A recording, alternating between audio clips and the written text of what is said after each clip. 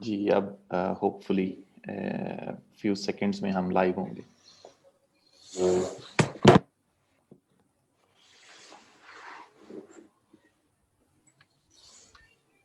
چلو اسٹارٹ سلمان. جی عاصم بھائی اب ہم لائیو ہیں. آپ لوگ Okay. چیک کر لیں اگر آپ نے اپنے پیجز پہ چیک کرنا ہے. نہیں اگر آپ دیکھ سکتے ہیں تو اس کا مطلب ہے کہ ہم شروع کرنا چاہیے ہمیں. جی میرے خیال میں ہم سٹارٹ لیتے ہیں. ٹھیک ہے چلیں پھر ہم. عاصم مجھے آپ کی آواز ذرا ہلکی آ رہی ہے, سوری ٹو انٹرپٹ. میرے خیال سے سر آپ کے مائکرو فون میں شاید. اچھا سر آپ کو میری آواز آ رہی ہے صحیح؟ ٹھیک ہے تو میں کوشش کروں گا تیز بولنے کی منیب, لیکن میرا خیال ہم شروع کرتے ہیں پھر ہم دیکھتے ہیں. ٹھیک ہے تو السلام علیکم دوستو, فردا کے ایک اور فیس بک لائیو سیشن کے ساتھ ہم آپ کے سامنے حاضر ہیں. اس سیشن کو ہوسٹ کر رہے ہیں میرے ساتھ ڈاکٹر سلمان طور اور ہمارے دیگر پارٹیسپینٹس موجود ہیں. ہم سب کی طرف سے آپ کو خوش آمدید. اور آج جو شخصیت ہمارے ساتھ بطور مہمان موجود ہیں وہ ایک سائنسدان ہے اور ایک استاد بھی ہیں, لیکن ان کا میں مزید انٹروڈکشن سے پہلے ایک شعر میں کہنا چاہتا ہوں. وہ کچھ اس طرح ہے کہ شکوہ ظلمت شب سے تو کہیں بہتر تھا, اپنے حصے کی کوئی شمع جلاتے جاتے. تو ہمارے مہمان ڈاکٹر صبی انور صاحب اس شعر کی عملی تفسیر ہیں. دوستوں ہم جانتے ہیں کہ ہمارے معاشرے میں کوئی بھی بڑا کام شروع کرنا ہو تو سب سے پہلے لوگ مسائل کی زیادتی اور وسائل کی کمی کی بات کرتے ہیں, لیکن ڈاکٹر صاحب نے ہمیں دکھایا کہ انہی محدود مسائل میں رہ کر یا مسائل کے ساتھ اور وسائل میں رہتے ہوئے ہم کس طریقے سے کوئی مثبت اور تعمیراتی کام کر سکتے ہیں. تو آج جو ٹاپک ہم ڈسکس کرنے جا رہے ہیں وہ ٹاپک موجودہ حالات کے تناظر میں بہت اہم ہے. ہم دیکھتے ہیں کہ جو پوری دنیا ہے وہ سائنس کے میدان میں جس کی ترقی ہے وہ حیرت انگیز ہے. ہم سب ایٹامک پارٹیکل کی ڈسکوری سے دیکھیں یا مارس کی کولونائزیشن کی باتیں ہوں تو دنیا بہت تیز رفتاری سے آگے جا رہی ہے. Industrial automation, artificial intelligence, data sciences. تو اب سوال یہ ہے کہ ایسے وقت میں ہم کہاں پر کھڑے ہیں؟ کیا ہم دنیا کے ساتھ قدم سے قدم ملا کر چل سکتے ہیں؟ اور اس کے لیے ہمیں شروع کہاں سے کرنا ہوگا؟ ہم یہ کیسے کر سکتے ہیں کہ اپنی موجودہ اور آنے والی نسل کو ہم تیار کر سکیں؟ ہم کس طرح پیراڈائم شفٹ لا سکیں کہ ہم نہ صرف ایسے بریلینٹ مائنڈس پروڈیوس کریں جو کہ نہ صرف پاکستان کو فائدہ پہنچائیں بلکہ پوری دنیا میں جو ٹیکنالوجیکل ایڈوانسمنٹ ہیں اس میں بھی اپنا کنٹریبیوشن کر سکیں. یہ تمام چیزیں جاننے کے لیے آئیے ہم چلتے ہیں ڈاکٹر صبی انور کی طرف. ڈاکٹر صاحب اوور ٹو یو. بسم اللہ الرحمن الرحیم. میں ڈاکٹر عاصم اعجاز اور ڈاکٹر سلمان طور دونوں کا بالخصوص شکریہ ادا کرنا چاہتا ہوں. انہوں نے مجھے کہیں سے ڈھونڈا پھر مجھے دعوت دی, اور یہ جو آپ کے گروپ کا نام ہے فردا, مجھے پتہ نہیں صحیح معنوں میں کہ فردا کس چیز کا مخفف ہے, لیکن جو اس سے لفظ بنا ہے وہ ظاہر ہے سائنس فردا کی بات کرتی ہے, سائنس آنے والے کل کی بات کرتی ہے, ٹیکنالوجی آنے والے کل کی بات کرتی ہے. اور سائنس اور ٹیکنالوجی جو میرے خیال میں اس وقت انسانی عقل کی ایک معراج ہے. اگر انسانی عقل کی معراج دیکھنی ہے تو وہ سائنس اور ٹیکنالوجی اس کی ایک عملی صورت ہے. تو میرا اپنا تھوڑا سا تعارف صرف اس لیے کہ آپ کو میرے بارے میں پتہ چل سکے کہ اور میرے کام کے بارے میں پتہ چل سکے کہ ہمارا کام کیا ہے. میں ویسے ایک الیکٹریکل انجینئر ہوں. میں نے یو ای ٹی لاہور سے الیکٹریکل انجینئرنگ کی تھی. اس کے بعد میں نے انگلینڈ سے آکسفورڈ سے پی ایچ ڈی کی تھی کوانٹم کمپیوٹنگ میں. اس وقت یہ 2005 کے اوائل کی بات ہے جب میں نے پی ایچ ڈی ختم کی.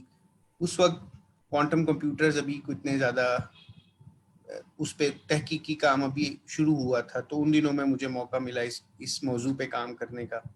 اس کے بعد تقریباً میں نے 2 سال یونیورسٹی آف کیلیفورنیا برکلے میں پوسٹ ڈاک کیا, وہ بھی این ایم آر اور ایم آر آئی کے میدان میں تھا. پھر میں واپس 2007 میں پاکستان آیا. پاکستان میں اس وقت ایک جو سائنس اور ٹیکنالوجی کی تعلیم کا میدان تھا وہ حرکت میں تھا, جوش میں تھا, اس پہ ابال آیا ہوا تھا, کیونکہ ڈاکٹر عطاء رحمان اس وقت ایچ ای سی کے چیئرمین تھے. اور آپ کو پتہ ہے کہ تمام تنقیدات کے باوجود کم از کم یہ ہم ضرور ماننا پڑے گا کہ ایک ابال تھا, اس دیگچی میں ابال تھا, بڑی حرکت تھی, جوش تھا. تو میں نے بھی ایک اچھا موقع مجھے ملا واپس آنے کا پاکستان.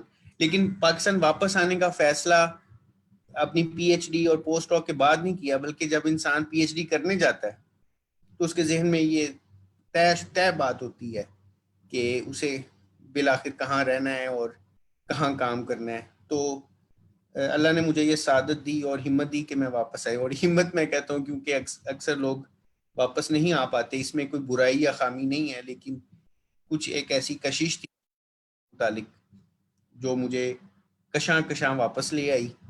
اور میں نے شروع میں کوشش کی کہ میں یو ای ٹی میں جو میری مادری علمی تھی میں وہاں مجھے ملازمت ملے. اتفاق سے ملازمت اس لیے نہیں مل سکی کیونکہ میری پہلی ڈگری الیکٹریکل انجینئرنگ میں تھی اور میری پی ایچ ڈی فزکس میں تھی. تو یہ ایک عجیب مخمصے کا شکار ہمارا نظام ہے کہ وہ اس طرح کی جو حدود ہیں ان سے باہر کی کسی چیز کو وہ سمجھ نہیں پاتے.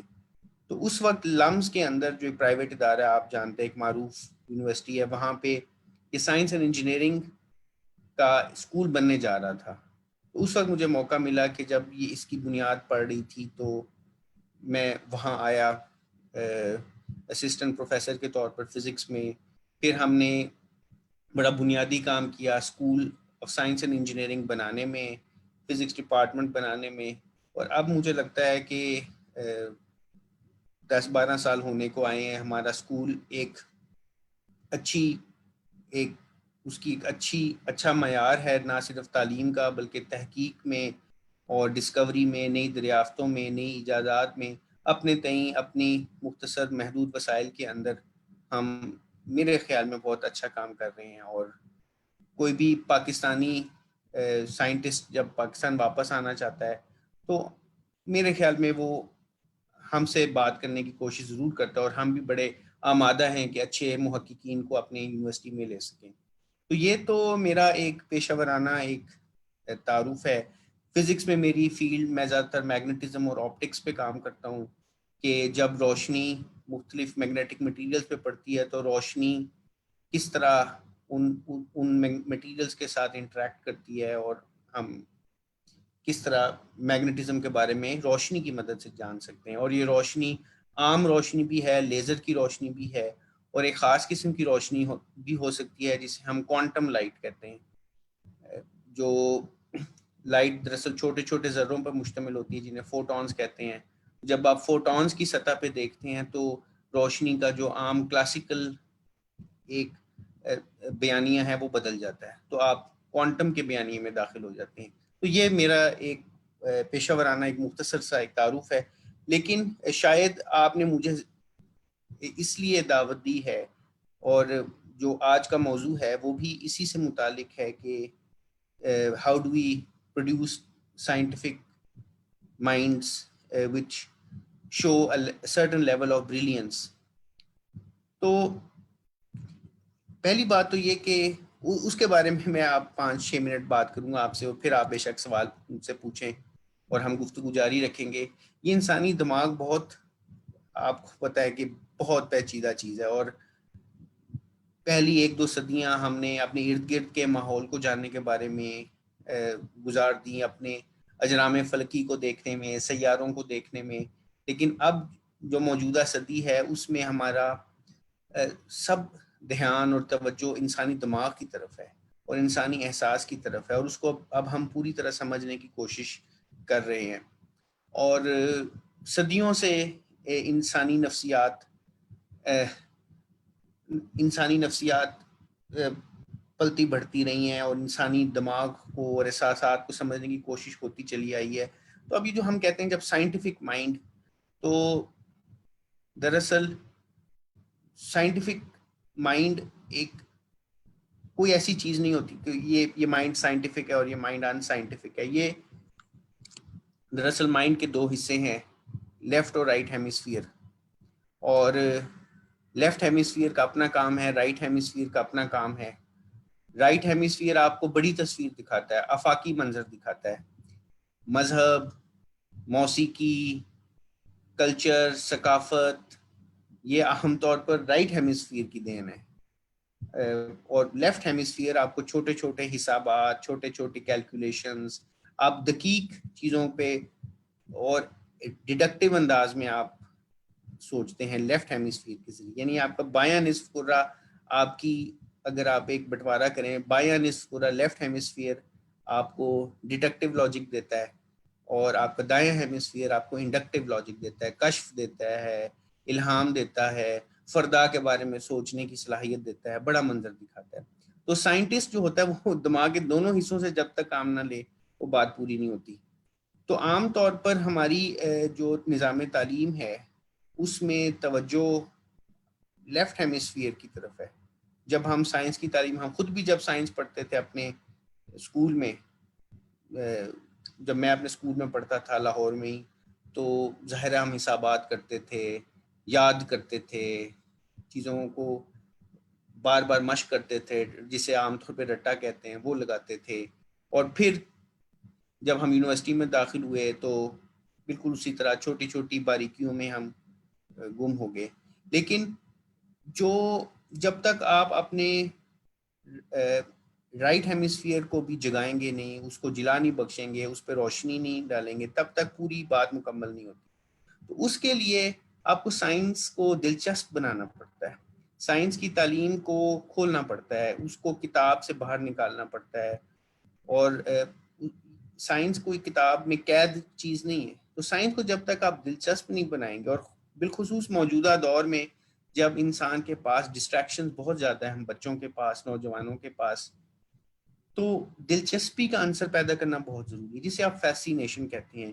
یعنی آپ اپنے ارد گرد کی چیزوں کو دیکھیں، آپ واہ کر سکیں، آپ اس پہ ایک تحسین کی نگاہ ڈال سکیں، تاکہ آپ اپنے لیفٹ ہیمسفیئر کو جھنجھوڑ سکیں، اور پھر اس سے آپ کے رائٹ ہیمسفیئر کو بھی ایک نئی توانائی ملتی ہے. تو ہمارا کام ایک سوسائٹی کی صورت میں، جسے ہم خوارزمی سائنس سوسائٹی کا ہم نے نام دیا، جب 1997 میں بنائی تھی، جب میں خود طالب علم تھا، انجینئرنگ یونیورسٹی میں پڑھتا تھا.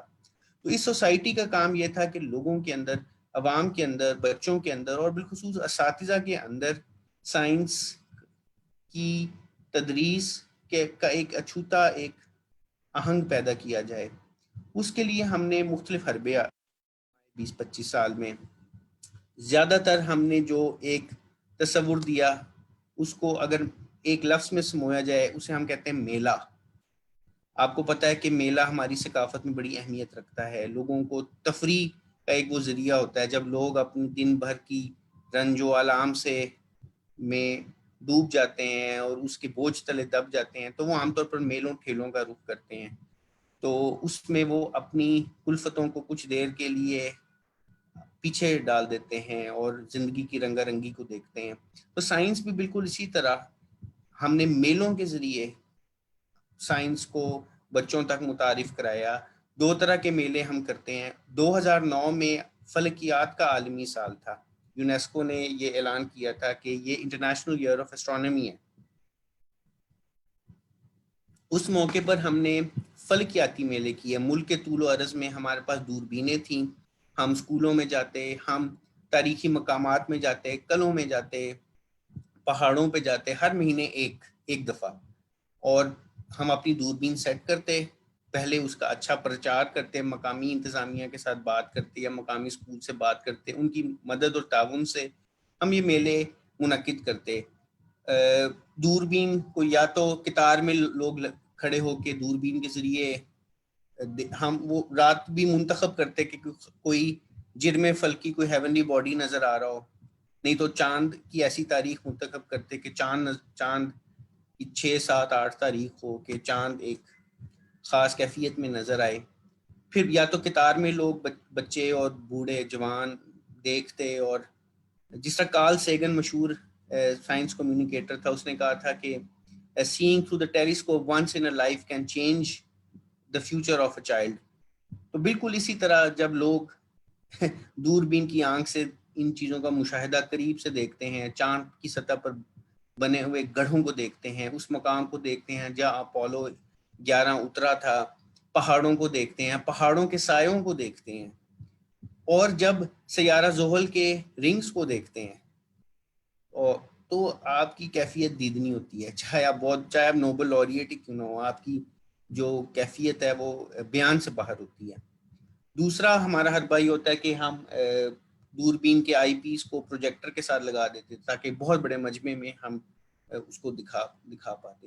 تو 2009 سے ہم نے میلوں کا شروع کیا سلسلہ، فلکیاتی میلوں سے ہوتے ہم عمومی سائنس میلوں پہ آگے، ریاضیاتی میلوں پہ آگے، ہم نے پھر اسکولوں میں کا رخ کیا، ہم چھوٹے چھوٹے میلے وہاں کرتے، ہزاروں لوگ ان میں شامل ہوتے، اور 4 سال سے ہم نے لاہور سائنس میلے کا انعقاد کیا۔ یہ سال میں ایک دفعہ ہوتا ہے، 2020 میں اتفاق سے حالات کی وجہ سے نہیں ہو پائے گا، لیکن پچھلے سال دو دن کا یہ میلہ تھا، اس میں 35,000 لوگ آئے اور بالکل مفت ہوتا ہے، اور اس میں خوارزمی سائنس سوسائٹی کے علاوہ دیگر اداروں، این جی اوز، یونیورسٹیوں کو بھی دعوت دی جاتی ہے، پھر ان کو منتخب کیا جاتا ہے اور وہ بالکل مفت، بالکل ان سے کوئی معاوضہ لیے بغیر ان کے اسٹالز بنتے ہیں، اور ایک بھی نمائش نہیں ہوتی، ایک میلہ ہوتا ہے۔ نمائش اور میلے میں فرق یہ ہے کہ نمائش میں چیزیں ساکت اور جامد ہوتی ہیں، لیکن میلے میں وہ حرکت میں ہوتی ہیں۔ یہ ایک عارضی عجائب گھر ہے۔ آپ شاید سویڈن میں بیٹھے ہوئے زیادہ میرے دوست، آپ جانتے ہیں کہ وہاں سائنس میوزیمز ہوتے ہیں، ایکسپلوریٹوریمز ہوتے ہیں، یونیورسٹیز کے اندر ہوتے ہیں۔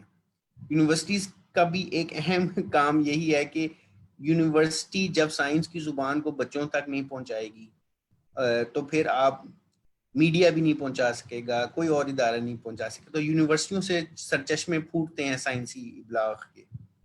تو ہم نے یہ کوشش کی کہ یہ عارضی عجائب گھر ہو، اس میں پاکستان اٹامک انرجی کمیشن، پارکوں سے لے کے چھوٹے چھوٹے ایک آپ کو میں یہ بتانے میں خوشی محسوس کرتا ہوں، ہم بہت زیادہ تنقید کرتے ہیں، آپ آرٹیکلز لوگوں کے پڑھتے ہوں گے کہ یار یہ بہت برے حال ہے، لیکن میں نے خود پچھلے 9-10 سال میں پاکستان میں، لاہور میں اور ارد گرد کے علاقوں میں سائنسی بلاگ میں اور سائنس پاپولرائزیشن میں ایک انگڑائی دیکھی ہے، ایک نشت ثانیہ دیکھی ہے، ایک رینیساں ہوتا ہے، وہ مجھے آنکھوں کے سامنے ہمیں نظر آ رہا ہے۔ پہلے ہماری صرف خوارزمی سائنس سوسائٹی تھی، اب بے شمار دیگر انجمنیں بن چکی ہیں۔ پہلے سمجھتے ہم ہی اکیلے ہیں، لیکن اب بہت سے ہم نوا ہیں ہمارے، اور بہت اچھے ادارے ہیں، غیر سرکاری ادارے، نان پروفٹ ادارے جو کام کر رہے ہیں، اور میرے خیال میں جو گورنمنٹ کے ادارے ہیں ان کو بہت پیچھے چھوڑ چکے ہیں یہ غیر سرکاری ادارے۔ National museum of science and technology ہے ادھر لاہور میں، یو ٹی کے پاس، اس سے بھی کام کرنے کا، بیچارے پیچھے رہ گئے ہیں کیونکہ یہ سرکاری جس طرح لوگ کام کرتے ہیں۔ تو یہ ہمارا ایک مشغلہ ہے، اور میرے خیال میں اس مشغلے کا سب سے بڑا فائدہ اور اس کی امپیکٹ یہی ہے کہ جس طرح انہوں نے منیر نیازی کا یہ شعر پڑھا شروع میں کہ شمع کا ایک کام یہ ہے کہ اس کی لو پھیلتی اور بڑھتی جائے، دوسرا اس کا کام یہ ہے کہ ایک شمع سے دوسری شمعیں جلیں۔ تو یہ کئی شمعیں اب میرے خیال میں جل چکی ہیں، اور یہ میرے خیال میں امپیکٹ اور سسٹینیبلٹی کی سب سے اچھی نشانی ہے۔ تیسری اور آخری چیز یہ کہ سائنس پڑھائی کیسی جائے۔ تو سائنس کو پڑھانے کے لیے ہمیں بہت زیادہ کوشش کرنے کی ضرورت ہے۔ اس وقت یونیورسٹیوں میں، پاکستان کی یونیورسٹیوں میں حالات سائنس کی تدریس کے معاملے میں آہستہ آہستہ بہتر ہو رہے ہیں میرے خیال میں۔ ابھی بھی بہت کام کرنے کی گنجائش ہے، لیکن جب بہت سے نوجوان جو باہر پی ایچ ڈیز کرنے گئے ہیں جب وہ واپس آئے ہیں تو ان سے ایک یقینی طور پر ایک سوشل انجینئرنگ کا کام ضرور ہوا ہے کہ لوگوں کے ذہن کے اندر جب تبدیلی آتی ہے تو پھر معاشرے کے اندر تبدیلی آتی ہے۔ یہ لوگ جب واپس آئے ہیں تو ان کی ایک تعداد، ایک فریکشن ان لوگوں کی، انہوں نے مثبت تبدیلی لانے کی کوشش کی ہے۔ ابھی بھی یونیورسٹیوں میں بہت کام ہونے والا باقی ہے، اور کالج جو ہیں جو یونیورسٹیوں کی پہنچ سے باہر ہیں، جو بی ایس سی کروا رہے ہیں، بی ایس کروا رہے ہیں، ان تک ابھی یہ پرچھائیاں نہیں پڑی، لیکن میرے خیال میں سائنسی تدریس کے شعبے میں کچھ بہتری ضرور ہوئی ہے، اور یہ چیزیں عام طور پہ دیکھا دیکھی سے ہوتی ہیں کہ آپ کو کوئی اچھی مثال ملے، کوئی اچھا پاکستانی استاد ملے سائنس کا، اس کی ویڈیوز ہوں آن لائن، اس پرچار ہو، اس کے بارے میں لوگ جانتے ہیں، اور یہ خوشبو کی طرح وہ پھیل جاتی ہے، اس کی نیک نامی پھیل جاتی ہے، پھر لوگ اسے دیکھتے ہیں اور اس سے متاثر ہوتے ہیں۔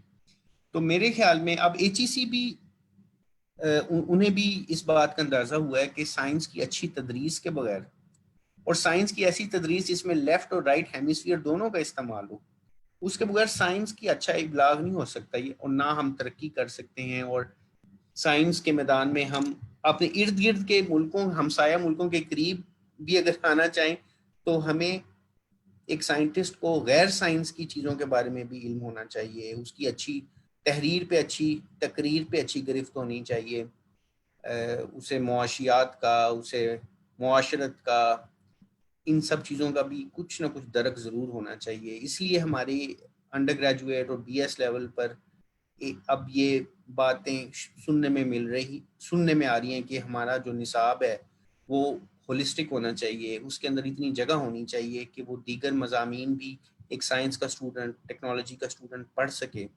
اور یہ جو پرانا انداز تھا نا کہ ہماری صرف انجینئرنگ یونیورسٹی ہوتی تھی، ابھی بھی ہیں، اور صرف میڈیکل کالج ہوتے ہیں، ابھی بھی ہیں، اس سے تھوڑا سا ہمیں ہٹنا پڑے گا. ہمیں ایسی یونیورسٹیاں بنانی پڑیں گی جو ہولسٹک ہوں، خاص طور پہ میڈیکل اور انجینئرنگ، کیونکہ ابھی تو صرف انجینئرنگ. ابھی میں اس وقت ڈین ہوں school of science and engineering کا، اور ہمارے 6 ڈپارٹمنٹ ہیں، اور ہم نے کیمیکل انجینئرنگ کا آغاز کیا ہے 1-2 سال ہوئے، لیکن کیمیکل انجینئرنگ کا کوئی علیحدہ ڈپارٹمنٹ نہیں بنایا. وہ کیمسٹری ڈپارٹمنٹ کے ماتحت ہے، آپ سمجھ لیں، وہ پروگرام کیمسٹری کے ماتحت ہے، اور اس کا ہیڈ آف ڈپارٹمنٹ کیمسٹ ہے، یعنی ان کی ڈگری پہ کیمسٹری لکھا ہوا ہے. تو اب پاکستان انجینئرنگ کاؤنسل کے ساتھ بات چیت کرنا، ان کو سمجھانا، انہوں نے ایک اعتراض یہ لگایا ہے کہ اس کا ہیڈ کیمیکل انجینئر ہونا چاہیے. تو اب ظاہر ہے ان کا کچھ قصور نہیں ہے، وہ حالانکہ انجینئرنگ کانگریس میں وہی لوگ ہیں جو سویڈن سے پڑھے ہوئے ہیں، سوئٹزرلینڈ سے پڑھے ہوئے ہیں، فرانس سے پڑھے ہوئے ہیں، انگلستان سے پڑھے ہوئے ہیں، امریکہ سے پڑھے ہوئے ہیں، انہوں نے باہر دیکھا ہے کہ ان جگہوں پہ کیا صورتحال ہے. لیکن ان کے ساتھ ایک بات چیت، اگر ہمارے اندر اچھی ایک ایسا دلیل اور برہان کے ساتھ ہم بات کریں گے اور اس کے اندر وزن ہوگا، تو کیوں نہیں وہ ہماری بات سنیں گے. تو میں تو عام طور پہ بہت آپٹیمسٹ رہتا ہوں، اچھی امید رکھتا ہوں حالات سے اور چیزوں کے متعلق. تو یہ ایک مختصر سا خاکہ ہے. ہم بچوں کے ساتھ بھی کام کرتے ہیں، اسکولوں کے ساتھ، ظاہر ہے یونیورسٹی میں بھی کام کرتے ہیں، MS PhD لیول پر بھی کام کرتے ہیں، تحقیق کے ساتھ بھی ہمارا شغف رہتا ہے. تو آپ اس تناظر میں مجھ سے کوئی سوال پوچھنا چاہیں تو شاید میں بہتر آپ کی تسلی بخش آپ سے اور بات کر سکوں، اور دیگر امور کے بارے میں ہم آپس میں بات چیت کر سکتے ہیں. جی سر، ہم اب آگے سٹارٹ لیتے ہیں، مگر بیفور گوئنگ اینی فردر، آج کا سیشن کافی یونیک رہا کہ ہم ایک پاکستان میں بیٹھے بندے سے جن کا ویلیویبل کنٹریبیوشن ہے بات کریں، اور ابھی تک ہم نے ایک بھی سسٹم کی برائی نہیں سنی. Very unique. سو یہ واقعی اس کو کہتے ہیں جب آپ نے کام کرنا ہو، آپ کا فوکسڈ ہو کے آپ نے ڈیلیور کرنا ہے، تو پھر میرے خیال میں رستے بنتے ہی جاتے ہیں. تو سر آپ نے جو چیزیں بتائیں ان میں ایک چیز جہاں سے میں سٹارٹ لینا چاہوں گا وہ یہ کہ آپ نے کہا کہ سائنس کو ہمیں اس کی ترویج یا اس کو جس طرح ہمیں بتانا چاہیے وہ میٹر کرتا ہے. تو میرے خیال میں اس میں جو ایک چیز سب سے پہلے آئے گی وہ لینگویج ہے، اور انفارچونیٹلی ہمارا سسٹم جو ہے وہ 2 ڈفرینٹ لینگویجز کے اندر ڈیوائیڈڈ ہے. جیسے میں اپنی آپ کو اگزامپل دوں تو میں نے میٹرک میں پڑھا کہ اسرا ایک چیز ہوتی ہے، اور FSC میں آ کے مجھے پتا چلا کہ ایکسلریشن بھی وہی ہوتی ہے. مگر جتنا ٹائم ان دونوں چیزوں کو دیکھنے میں لگا، تو آپ اپنی ایفرٹس میں، کیونکہ اب آپ اتنے اسٹوڈنٹس کے ساتھ انٹریکٹ کر رہے ہیں اسکول سے لے کے یونیورسٹیز تک، کیا اب ہمارے سسٹم میں یہ اویئرنیس ہے کہ ہمیں کسی ٹائم پہ یہ بتانا چاہیے کہ یہ 2 نہیں ہیں، یہ، یا ہمیں کسی ایک کو پک کرنا ہے، یا ہم کس طرح اس کی طرف آگے چل رہے ہیں؟ جی، پہلی بات تو یہ آپ نے بات کی کہ میں نے کوئی نیگیٹو بات نہیں کی. تو دراصل جب ہم پاکستان واپس آتے ہیں، اگر آپ میں بھی سے کوئی پاکستان واپس آنا چاہے گا یا انشاءاللہ آئیں گے، تو وہ آپ یہ سوچ کے آئیں گے کہ یہ یہاں پہ جو مشکلات ہیں، جو مصائب ہیں، ان سے نبرد آزما ہونا ہے، کیونکہ آپ جانتے ہیں اس سسٹم کو. تو پھر اگر آپ ہمیشہ شکایت کرتے رہیں گے، شاکی رہیں گے. کچھ لوگ آپ جانتے ہیں کہ بڑے اچھے اچھے اسکالرز ہیں، لیکن وہ ان کا کام ہی عام طور پر ہمیشہ شک اور شبہ اور تنقید اور طنز اور تشنیع کرنا ہے، تو وہ اس سے پھر کوئی بہتری نہیں آتی. یہ مصائب کو ان کو حل کرنا یہ ہمارے کام کا حصہ ہے. اگر ہمارے ملک میں ایک سائنٹسٹ ایک اچھا کام کرتا ہے، ایک اچھا پیپر پبلش کرتا ہے بالفرض، تو یہ یاد رکھیں اس نے جن جن مرحلوں وہ بہت لمبے اور جان گسل مرحلے ہیں. میں بار بار آپ سویڈن میں بیٹھے ہوئے ہیں. سویڈن میں جو کام آپ ایک دن میں کر پائیں گے، آپ نے کوئی چیز خریدنی ہے، کوئی اپنا لیبارٹری کا کوئی آلہ خریدنا ہے، وہ یہاں مہینے طور پہ لگ جائیں گے. لمز بہرحال ایک استثنائی یونیورسٹی ہے، کیونکہ ہم نے اب سسٹم اپنا ایک بنا پرائیویٹ ادارہ ہے، لیکن عام طور پر سیکٹر میں مہینے لگ جاتے ہیں ان چیز میں، اور یہ بہت مشکل ہے یہاں کام. لیکن یہاں لوگوں نے پاکٹ بنائی ہیں، نئی نئی راہیں کھولی ہیں یہاں پہ، تو یہ اچھی مثالیں موجود ہیں. دوسرا، زبان، ہماری جو زبان کا جو مسئلہ ہے یہ سائنس سے بڑھ کے ہے. وہ جس طرح CSS افسر ہے، اس کو انگریزی میں وہ ہوتے ہیں امتحان، اور اب آپ کو نا عالمی ماحول کے اندر دیکھنا ہے، عالمی منظر نامے میں، عالمی تناظر میں آپ انگریزی کے بغیر سائنس نہیں کر سکتے. یہ لنگوا فرینکا ہے. 1000 سال پہلے شاید آپ عربی کے بغیر اس زمانے کی سائنس نہ کر پاتے. 2000 سال پہلے آپ لاطینی کے بغیر نہ کر پاتے. تو میرے خیال میں پاکستان میں رہتے ہوئے جو ایک انگریزوں کے نوبادیاتی نظام سے نکلا ہے، جو علی گڑھ کا پروردہ ہمارا ملک، علی گڑھ کی تحریک سے اور گورنمنٹ کالج اور اس طرح کے اداروں کی تحریک سے اور اسلامی یہ نکلا ہمارا. ہم انگریزی سے اب چھٹکارا نہیں پا سکتے. تو ہماری سائنس کی تعلیم لامحالہ انگریزی میں ہونی چاہیے. لیکن جب آپ عوام تک پہنچاتے ہیں، مثلا میڈیا شوز کرتے ہیں، آپ ٹاک شوز ہیں، آپ کے سائنس کے ڈاکیومنٹریز ہیں، آپ کی فلمیں ہیں سائنس میں. ہم نے ایک گانا بنایا ہے سائنس پہ، لاہور سائنس میلہ، وہ سب اردو میں ہوتا ہے، اردو انگریزی دونوں زبانوں میں ہوتا ہے. ہماری ساری سائنیج اردو میں ہے. میں ڈین اس وقت ہماری SSC میں لمز میں سائنیج اردو میں ہے. ہمارا ایک میگزین آ رہا ہے، وہ اردو میں بھی ہوگا.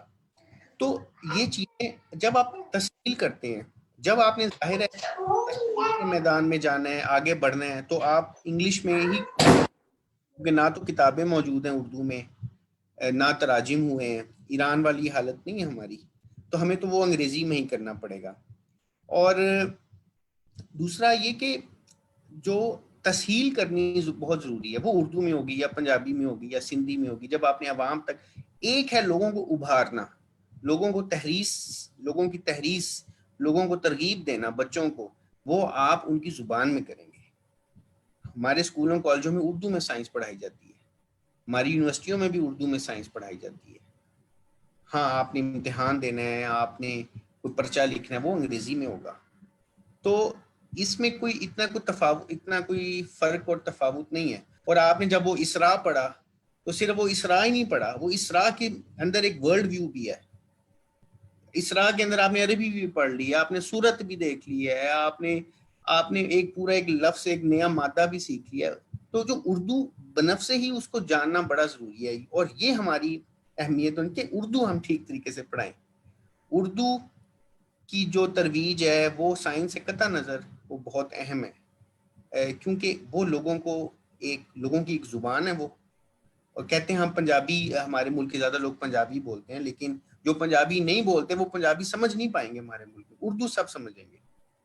تو اردو کی اب آپ کو پتہ ہے کہ اچھی اردو دم توڑتی جا رہی ہے ہمارے تعلیمی اداروں میں. لمز میں ہمارے بچے اردو میں اپنا نام نہیں لکھ پائیں گے اکثریت ان کی. سرکاری افسر جو CSS، آپ ان کے سرکاری دستاویزات اور خطوط دیکھیں، وہ اکثریت ان میں السلام علیکم نہیں لکھ پائے گی، اس کے اعراب اور ہجے غلط کریں گے. اردو ہماری ایک دم توڑتی زبان ہے. اگر ہم انہیں اردو سے اپنا ناطہ توڑ لیا تو پھر ہم ایک بہت بڑے خزانے سے محروم ہیں. اور اردو کا فائدہ یہ ہے کہ وہ ہمیں خود اعتمادی دیتی ہے. ہمیں سائنس کرنے کے قابل بناتی ہے, ہمیں کلچر کرنے کے قابل بناتی ہے, ادب کرنے کے قابل بناتی ہے, اور ایک تسہیل کرتی ہے. ورنہ ہم ایک شیش محل سائنس کا بنا دیں گے کہ یار اس میں وہی لوگ داخل ہوں گے جو انگریزی جانتے اور شدھ بدھ رکھتے ہیں. یہ شیش محل نہیں ہے. سائنس تو ایک عالمگیر ورثہ ہے, لوگوں کی, عوام کے لیے, عام لوگ اس سے استفادہ کرتے ہیں. تو یہ میرے خیال میں جو فارمل تعلیم ہے, رسمی تعلیم ہے سائنس کی, وہ تو انگریزی میں ہی رہے گی اور انگریزی میں ہی ہونی چاہیے. اس کو اب بدلنے کی میرے خیال میں ایسی کوئی ضرورت نہیں ہے. دوسرا جو عوامی تسہیل ہے, ابلاغ ہے سائنس کا, اس میں اردو اور مقامی زبانیں ضرور شامل ہونی چاہیے. شکریہ سر. جی میں ایک چیز جس بتا دوں کہ کیونکہ آج ہمارا سیشن کا جو ہے فارمیٹ تھوڑا سا ڈفرینٹ ہے, تو آپ ہاتھ اٹھائیے گا تب مجھے پتا چل جائے گا کہ کس کا کمنٹ ہے, تو پھر ہم آگے چلتے ہیں. جی عاصم بھائی فرسٹ آپ. سر آپ نے بہت اچھی بات کہی کہ جو ہمارا بنیادی تعلیم ہے, یعنی اگر لوور ایجوکیشن کی ہم بات کریں تو وہاں پر اردو میں ہی ہے. لیکن سر یہی اصل میں پرابلم ہے کہ جو جتنی ایجوکیشن جو اردو میڈیم ہے, اسکول جو کہ زیادہ تر پبلک سیکٹر ہیں, اس کے مقابل میں ایک پرائیویٹ سیکٹر ہے.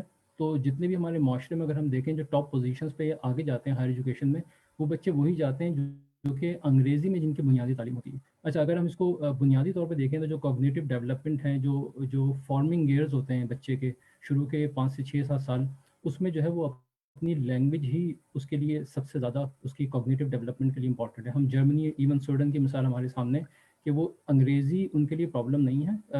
ہائر لیول پہ جو انٹرنیشنل ریسرچ ہے وہاں پر ساری چیزیں انگریزی میں ہیں, لیکن یہ بتدریج انٹروڈکشن ہے. ان کو بچوں کو اپنی زبان میں جو بنیادی جو ایجوکیشن ہے وہ حاصل کرتے ہوئے, نہ وہاں پر 2 سسٹم موجود ہیں کہ ایک اگر آپ اپنی زبان میں تعلیم حاصل کر رہے ہیں تو یہ لوور لیول کہلائے گا, اور جو ہے یا آپ کسی احساس کمتری کا شکار ہوں گے. تو سر ہم اس کو انگلش میں ہی ہم نے ساری چیز کرنی ہے, تو پھر ہم اس کو کریں کیسے؟ تو یا تو ہم یہ کریں کہ اردو میڈیم کو بالکل ہی ختم کر دیں, تو پھر وہاں سوال آئے گا کہ جو ہماری جو نیچرل ایک ڈیولپمنٹ ہے وہ اپنی زبان کے بغیر کیسے ہوگی. تو اس فرق کو ہم کیسے ختم کریں؟ میرے خیال میں ابتدائی سالوں میں تو یہ تو ایسی بین تحقیق ہے, ایسی واضح تحقیق ہے کہ آپ کو مادری زبانوں میں یا اپنی زبان میں انسان سیکھتا ہے, جو ماں بولی ہے یا جو گھر کی بولی ہے اس میں سیکھتا ہے.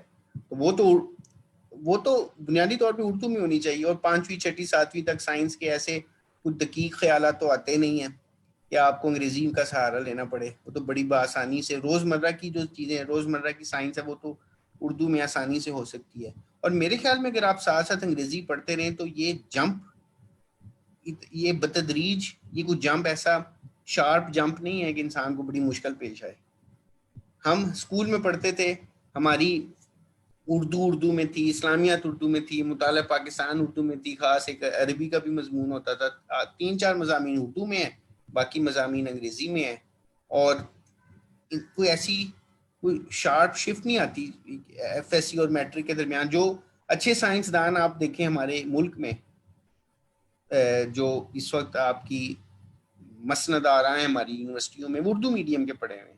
کوئی ایسی, کیونکہ سائنس کی جو زبان, اگر سائنس ہم سمجھتے اردو میں, ہم اپنی زبان میں سمجھتے ہیں, ہم کسی کو سمجھاتے بھی اردو میں ہی سمجھا پائیں گے اچھے طریقے سے. تو یہ انسان کے اندر ایک بنیادی طور پہ ایک سائیکولوجیکل, ایک لنگوسٹک اس کی پراوس ہے, اس کی قوت ہے کہ وہ دونوں زبانوں کے درمیان عدل بدل کر سکتا ہے. اور جو آپ کر رہے ہیں وہ میرے خیال میں اس کا تعلق معیشت سے ہے, جو ہماری سماجی ناہمواری ہے. جو لوگ اپنے اس وقت بڑے بڑے عہدوں پر فائز ہیں, اور جو فیصلہ ساز لوگ ہیں, اور جو بڑی بڑی کمپنیز اور کارپوریشنز کے مالک ہیں, وہ اب وہ خاص سماجی طبقے کی نمائندگی کرتے ہیں. تو جو سماجی تفریق ہے وہ بچپن سے شروع ہوتی ہے اور تادم مرگ وہ چلتی ہے.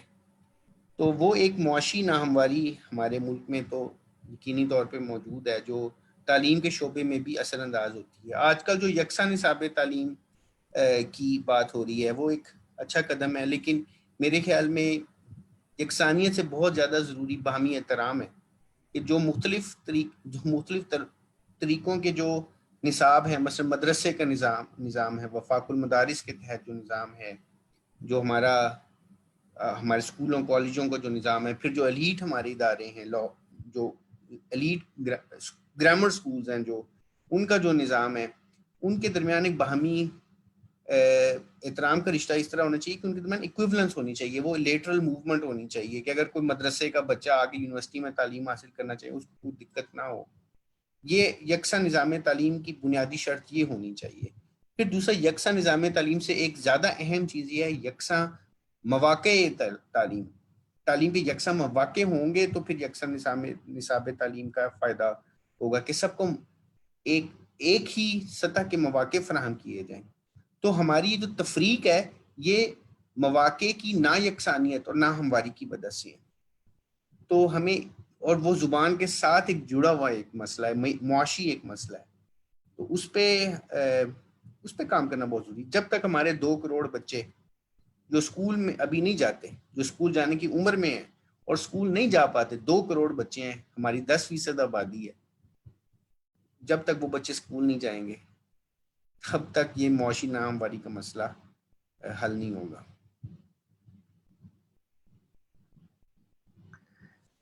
جی شفقت بھائی آپ کا کمنٹ. جی بہت شکریہ ڈاکٹر صاحب. میرا آپ سے ایک کویسچن آپ کے جو تعلیمی سفر ہے اس کے بارے میں ہے. جیسے آپ نے بتایا کہ آپ نے یو کے سے پی ایچ ڈی کی، پھر یونیورسٹی آف کیلیفورنیا برکلے سے آپ نے پوسٹ ڈاک کی، اور آپ نے تہیہ کیا ہوا تھا کہ آپ نے واپس جانا ہے. اور ایک ایسا کنٹری جس میں سائنس کا کوئی زیادہ انفراسٹرکچر نہیں ہے، جو دنیا میں سب سے زیادہ برین ڈرین جو ہو رہی ہے، ہمارے انجینئر ڈاکٹرز یا جو جتنے پڑھے لکھے ہیں وہ کنٹری سے سب سے زیادہ جاتے ہیں. اور کچھ ایسی بہت ساری ایگزامپلز ہیں کہ لوگ بڑے موٹیویٹڈ لوگ واپس گئے لیکن وہ سسٹم کو سسٹین نہ کر سکے اور وہ واپس آ گئے. تو ایسے کون سے فیکٹر تھے جنہوں نے آپ کو موٹیویٹ کیا کہ یار میں نے ادھر رکنا ہے اور تاکہ ہم جان سکیں اور مائٹ بھی وہ سب کے لیے اچھا ہوگا؟ دیکھیں یہ ایک جذباتی سوال ہے. اس کا جواب جذباتیت میں ہے. اس کا جواب نا دل میں ہوتا ہے کہ آپ کیوں رکتے ہیں یہاں پہ. میں اب باہر جس طرح ہر سائنٹسٹ ایک جاتا رہتا ہے، باہر جاتا رہتا ہے، میں بھی جاتا رہتا ہوں، لیکن جو ایک نا یہ آپ اس کا جواب سمجھے روحانی جواب ہوگا یا ایک جذباتی جواب ہوگا کہ جو آپ ایک مشن ہے، ایک پیشن ہے، پھر وہ خاندان کی طرف سے ہوتا ہے، ماں باپ کی طرف سے ہوتا ہے کہ وہ کس زبان میں بات کرتے ہیں، وہ کس ورلڈ ویو کے بارے میں بات کرتے ہیں، ان کا پاکستان سے کیا نسبت ہے. ان کی پاکستان سے نسبت یہ ہو سکتی ہے کہ یہ ہمارا ملک ہے، پاکستان سے ایک نظریاتی نسبت بھی ہو سکتی ہے. تو یہ ساری چیزیں ملا کے انسان کی شخصیت بناتی ہیں. تو مجھے تو یہاں کام کر کے بہت مزہ آتا ہے. اگرچہ میں لمس میں، اور لمس کے بارے میں کہا جاتا ہے کہ یہ ایک ایلیٹ تعلیمی ادارہ ہے اور یہاں صرف ناز و نعم میں پلے ہوئے بچے آتے ہیں. ہمارے انڈر گریڈ میں کسی حد تک وہ یہ بات درست ہے، لیکن ماسٹرز اور پی ایچ ڈی جو بالکل مفت تعلیم ہے ہمارے ہاں، اس میں یہ بات درست نہیں ہے. اور پھر ہماری خوارزمی سائنس سوسائٹی کے تحت تو ہم معاشرے میں اور لوگوں کے ساتھ بھی کام کرتے ہیں. گورنمنٹ اسکولوں کے ساتھ ہمارا بہت گہرا تعلق رہتا ہے. تو جو مزہ ہے کلاس روم میں، یہاں مزہ ہے. اور میری کلاس رومز تو بہت سی وہ انٹرنیٹ پر بھی موجود ہیں، تو ایک بہت سے بچے دیکھتے ہیں، میرے لیکچرز بھی دیکھتے ہیں آن لائن. تو جو یہاں مزہ، ایک روحانی تعلق ہے اسٹوڈنٹس کے ساتھ اور ایک اطمینان قلب کی کیفیت ہے. یہ جو فیصلہ ہے نا کہ آپ نے واپس آنا ہے نہ جانا، اگر آپ سوچ وچار اور سود و زیاں میں پڑ جائیں گے کہ یار جب آپ کے بچے ہو جائیں گے، وہ بڑے ہو جائیں گے، پھر یہ بیڑیاں پاؤں میں بنتی جائیں گی، گہری ہوتی جائیں گی، پھر آنا مشکل ہو جاتا ہے. اور اس میں کوئی خرابی نہیں ہے. یہ میں کوئی ایسی بات نہیں کر رہا کہ یہ چیز اچھی ہے بری. یہ ظاہرہ آپ کا ماحول ہے. یہ پوری دنیا الاردو کل مسجد، پوری دنیا مسجد ہے، جہاں مرضی جائیں، کوئی ایسی بات نہیں ہے. تو لیکن اگر آپ نے پاکستان آنے کا فیصلہ کرنا ہے تو یہ بعد میں حسابوں کے بعد نہیں یہ فیصلہ کیا جاتا ہے. یہ بات دل سے آپ شروع میں ایک فیصلہ ہو جاتا ہے. آپ آتے ہیں، جو لوگ مڈ کیریئر میں واپس آتے ہیں، مڈ کیریئر کرائسس کا شکار ہو کے واپس آتے ہیں، کچھ لوگ آپ آتے ہیں لیکن بہت مشکل ہوتا ہے. پھر ریٹائرمنٹ کے قریب میں نے دیکھا لوگ آتے ہیں جب اور کوئی صورت نہیں رہ جاتی. وہ سب لوگ یہاں آ کے اچھا کام کرتے ہیں، کنٹریبیوٹ کرتے ہیں.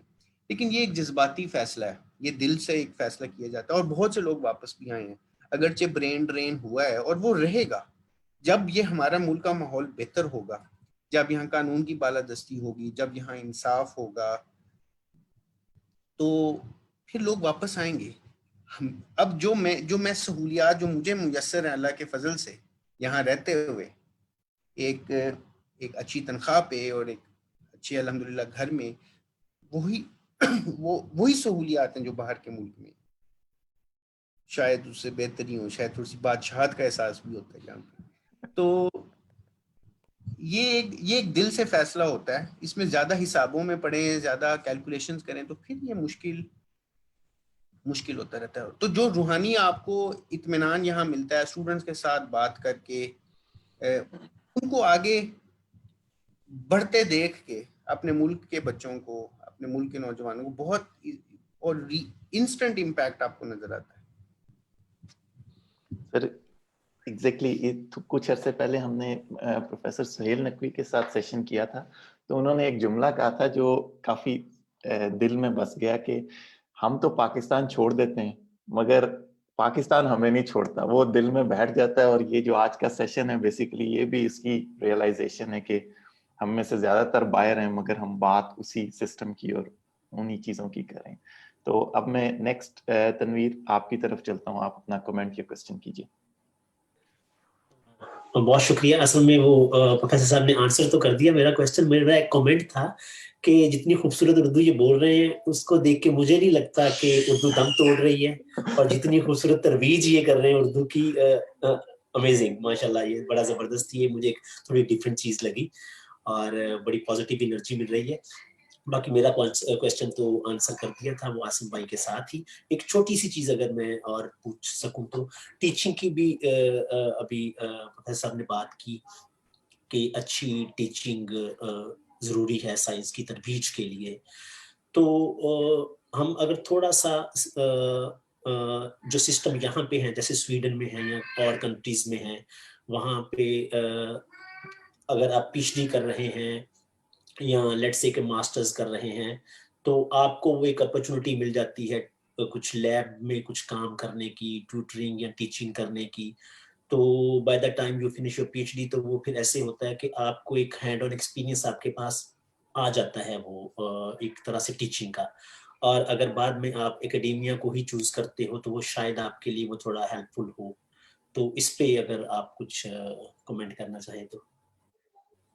دیکھیں, کسی کو پڑھانا تو پڑھنے کی تعلیم حاصل کرنے کا سب سے اچھا ذریعہ ہے کہ اگر آپ کسی کو پڑھا سکیں, جو وہ اپنی خود افروزی کے لیے سب سے اچھا بات یہ ہے کہ آپ دوسرے کو سکھانے کی کوشش کریں. تو میرے خیال میں ہمارے ملک میں تو اس چیز کے کافی مواقع موجود ہیں پڑھانے کے, اور جہاں تک لیبارٹریز کے اندر کام کرنے کی, ہمارا جو ویک پوائنٹ ہے نا, ہمارا ویک پوائنٹ ہماری لیبارٹریز کا کلچر ہے.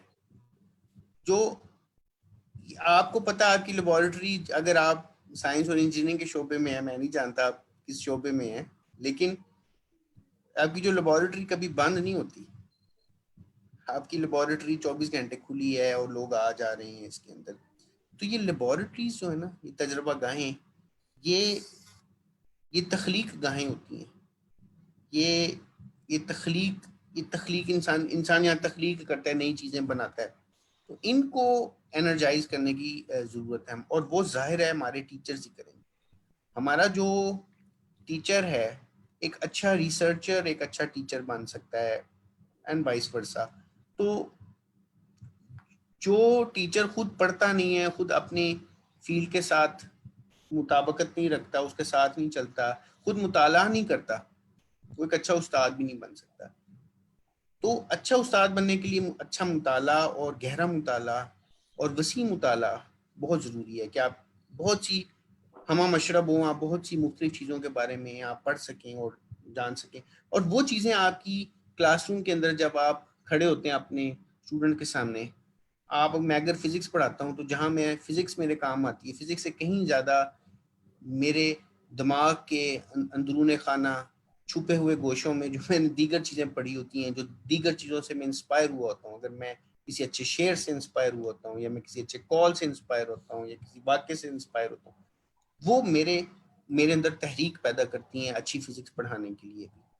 تو ایک اچھا استاد ہمیشہ صاحب مطالعہ ہوتا ہے, اس سے کوئی فرار نہیں. اور اگر ایک سائنٹسٹ استاد ہے, یعنی ایک سائنس کا استاد ہے, اگر وہ اپنی تجربہ گاہ کے اندر بھی مصروف عمل ہے, نئی چیزیں بنا رہا ہے, نئی چیزیں دریافت کر رہا ہے, تو اس کی جو ٹیچنگ ہے اس کو چار چاند لگ جاتے ہیں.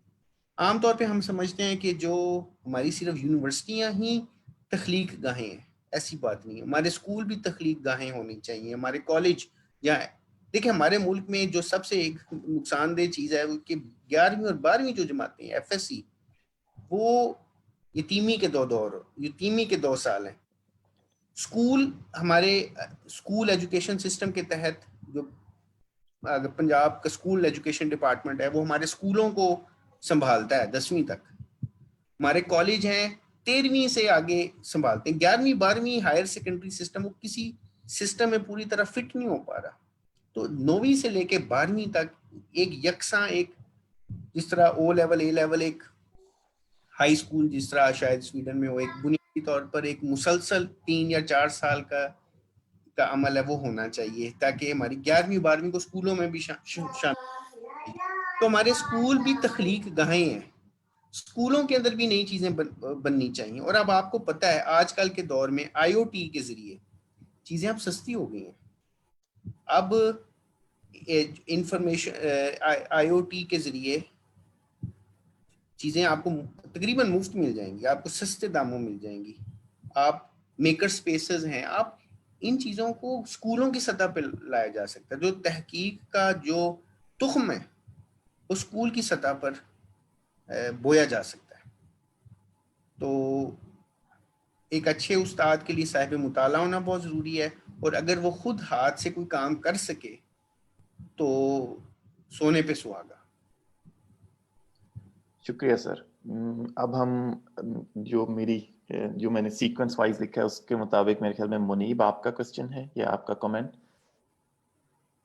ہاں جی, میرا آپ کامنٹ جو ہے وہ ذرا معیشت سے ریلیٹڈ ہے, اکانومی سے. آپ نے بریفلی اس کا تذکرہ کیا.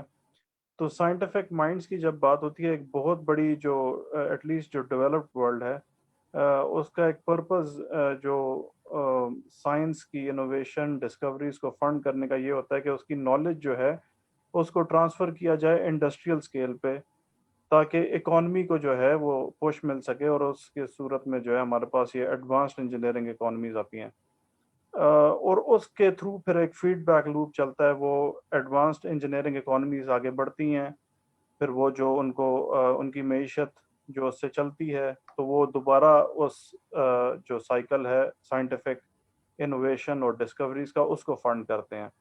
تو میرا ذہن میں جو ایک آپ ذکر کر رہے تھے 2007 اور اس کے ارد گرد جو ہے وہ HEC اور یہ ڈاکٹر عطاء الرحمان کے وقت میں جو ہے وہ ایک ابال آیا. اس کے نتیجے میں ہمارے پاس بہت سارے سائنٹیفک مائنڈز ابھی تک جو ہے وہ اس کا امپیٹس ہمیں نظر آ رہا ہے اور وہ پیدا ہو رہے ہیں. لیکن اس کو سسٹین کرنے کے لیے بھی شاید ہمیں ایک اکنامک امپیٹس کی ضرورت ہو. اور ویسے بھی پاکستان میں محسوس ہوتا ہے کہ ہمیں شاید فل فور اکانومی کو سسٹین اور اس کو ڈیولپ کرنے کی زیادہ ضرورت ہے. تو اس کو آپ کس طرح سے دیکھتے ہیں کہ ہم سائنٹیفک جو اپنا نالج ہے اس کو انڈسٹری کی طرف ہم پش کر سکیں اور اس کے تھرو اکانومی کو پش کر سکیں. شکریہ. یہ بہت زبردست آپ کا پوائنٹ ہے. اگر سائنس اور انڈسٹری کا یہ باہمی تعلق استوار اور مضبوط نہیں کیا جائے گا تو اس سے معاشی فائدہ حاصل نہیں ہو پائے گا. اور معاشی فائدہ بہت ضروری ہے سائنس کی ترویج کے لیے. یہ ایک دائراتی چیز ہے, آپ ایک کے بعد دوسری بعد تیسری چیز آئے گی. جب تک یہ صنعتیں ہماری پروان نہیں چڑھیں گی اور سائنسدانوں سے وہ فائدہ نہیں اٹھائیں گی تب تک دائرہ مکمل نہیں ہوگا. لیکن یہ بھی یاد رہے کہ موجودہ دور میں جو صنعت ہے, انڈسٹری ہے, اس کا بھی کیفیت بدل گئی ہے. اب ایک تو ہیوی انڈسٹری ہے, ظاہر ہے, جو ملک کی بقا کے لیے ضروری ہوتی ہے. جس طرح آپ کی سیمنٹ سازی ہے, آپ کو تیل نکالنا ہے, آئل ریفائنریز ہیں, آپ کو پاکستان سٹیل ملز ہے, پاکستان ریلویز ہیں, آپ نے بند بنانے ہیں اپنے آبپاشی کے لیے اور بجلی پیدا کرنے کے لیے، یہ تو ملک کی بقا کے لیے یہ ضروری ہے. لیکن دوسری طور پہ جہاں سائنسدان ہمارے ملک میں اس وقت بھی ایک اہم کردار ادا کر سکتے ہیں وہ ہے پریسیجن انڈسٹری، جسے آپ کہہ رہے ہیں پریسیجن انجینئرنگ، جو اسمال اسکیل پہ بھی کی جا سکتی ہے، جس کے لیے سرمایہ بھی اتنا نہیں چاہیے، اور جو ہماری یونیورسٹیوں سے آسانی سے نمودار ہو سکتی ہے. اس وقت ہماری یونیورسٹیوں میں جب میں پاکستانی یونیورسٹیوں کا جائزہ لیتا ہوں اور دیکھتا ہوں تو 2 طرح کی چیزیں بہت زیادہ نمایاں مجھے نظر آتی ہیں. پہلا ہے آپ کی الیکٹرانکس اور آئی او ٹی اور آرٹیفیشل انٹیلیجنس سے متعلق جو تحقیق ہے ہماری یونیورسٹیوں میں بہت تیزی کے ساتھ وہ ڈیولپ ہو رہی ہے، اور اس سے ہماری جو عام طور پہ اس وقت ہمارے ملک کی سب سے بڑی انڈسٹری جو سائنسدان سے جو بات کرتی ہے وہ ڈیفینس انڈسٹری ہے، اور روایتی طور پہ ڈیفینس انڈسٹری ہی رہی ہے. آپ جانتے ہیں نیوکلیئر پروگرام سے لے کے اب اچھی بات یہ ہے کہ پرائیویٹ اسپیس مشنز بھی شروع ہو گئے ہمارے ملک میں، اور ایک نئی انڈسٹری بنی ہے پرائیویٹ سیکٹر میں خلائی تحقیق کے لیے، اور وہ انہوں نے اعلان کیا کہ 2025 میں وہ اپنا پہلا خلائی سیارہ چھوڑیں گے پاکستانی پرائیویٹ سطح پہ. تو یہ چیزیں یونیورسٹیوں سے بآسانی نکل سکتی ہیں. دوسرا اہم شعبہ جو ہمارے ملک میں یونیورسٹیوں میں کافی تیزی سے ترقی کر رہا ہے وہ ہے آپ سمجھ لیں نینو مٹیریل سائنس، جو مٹیریلز کو نینو سطح پر اور نئے نئے مٹیریلز بنائے جائیں جو انرجی ایفیشنسی کے لیے استعمال ہوں، جو فوٹو کٹالسس کے لیے استعمال ہوں، جو واٹر پیوریفیکیشن کے لیے استعمال ہوں، جو ہیلتھ اور تھراپیٹکس کے لیے استعمال ہوں. یہ ہمارے ملک میں ہماری رپورٹس بھی ہیں کہ Pakistan is one of the emerging Asian tigers in Nano material science. تو یہ جو 2 اہم ایریاز ہیں، اور اس کی جو انڈسٹری ہے وہ عام طور پر انٹرپرینیورشپ کے ذریعے آسانی سے وہ بنائی جا سکتی ہے، اور لوگ بنا رہے ہیں. اگر آپ پاکستان کی دیکھیں اس وقت لینڈسکیپ کے اوپر تو نیشنل انکیوبیشن سینٹرز ہیں، لیکن بہت سے یونیورسٹیز میں فائنل ایئر پروجیکٹس کے نتیجے میں بھی بہت سی ایسی انوویشنز ہو رہی ہیں جو انڈسٹری کو کیٹالائز کر سکتی ہیں. اور اس کو آگے اگر آپ نے ترویج دینی ہے، آپ کو اپنے جو پروسیسز ہیں ان کو آسان بنانا ہے، جو کاروبار کرنے کے جو مواقع ہیں، جو اس کے اندر جو قانون سازی ہے، جن قوانین اور جن مراحل سے گزرنا پڑتا ہے خالص ایک بینک اکاؤنٹ کھولنے کے لیے، وہ بھی بہت مشکل ہے. ان پروسیسز کو آسان بنانا بہت ضروری ہے، اور اس کے لیے ضروری ہے کہ آپ یہ جو نئے موجد ہیں، یہ جو مخترع ہیں، جو نئی چیزیں بناتے ہیں، ان پہ اعتماد کریں. ہمارے جتنے پروسیسز بنے ہیں وہ ایک بد اعتمادی پہ بنے ہوئے ہیں کہ یار یہ فلاں شخص چوری کرے گا، فلاں شخص اپنا ٹیکس بچائے گا، فلاں شخص اگرچہ وہ یہ ادارہ بنانے کی کوشش کر لیکن در پردہ عزائم اس کے کچھ اور ہیں.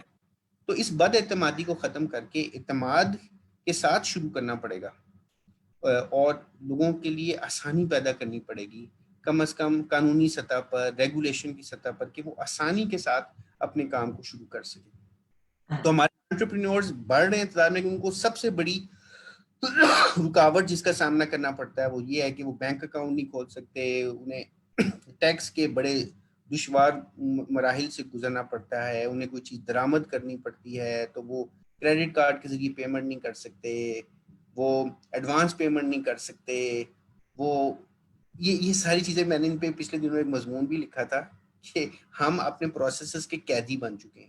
ان پروسیسز کو تھوڑا سا آزاد کرنا پڑے گا تاکہ لوگوں کے اندر، جب تک لوگوں کو آپ حریت کا احساس نہیں دیں گے، آزادی کا احساس نہیں دیں گے، ان پر اعتماد نہیں کریں گے، اور جب وہ خود اپنے آپ کو سمجھیں گے کہ ہم معتمد ہیں، ہم پر اعتماد کیا جا رہا ہے، تو پھر وہ آپ دیکھیں گے کیا زبردست وہ کام سر انجام دے سکتے. اور بحیثیت استاد میں سمجھتا ہوں کہ میرے شاگرد یا ہمارے جو طالب علم ہیں وہ ہم سے بہت آگے ہیں.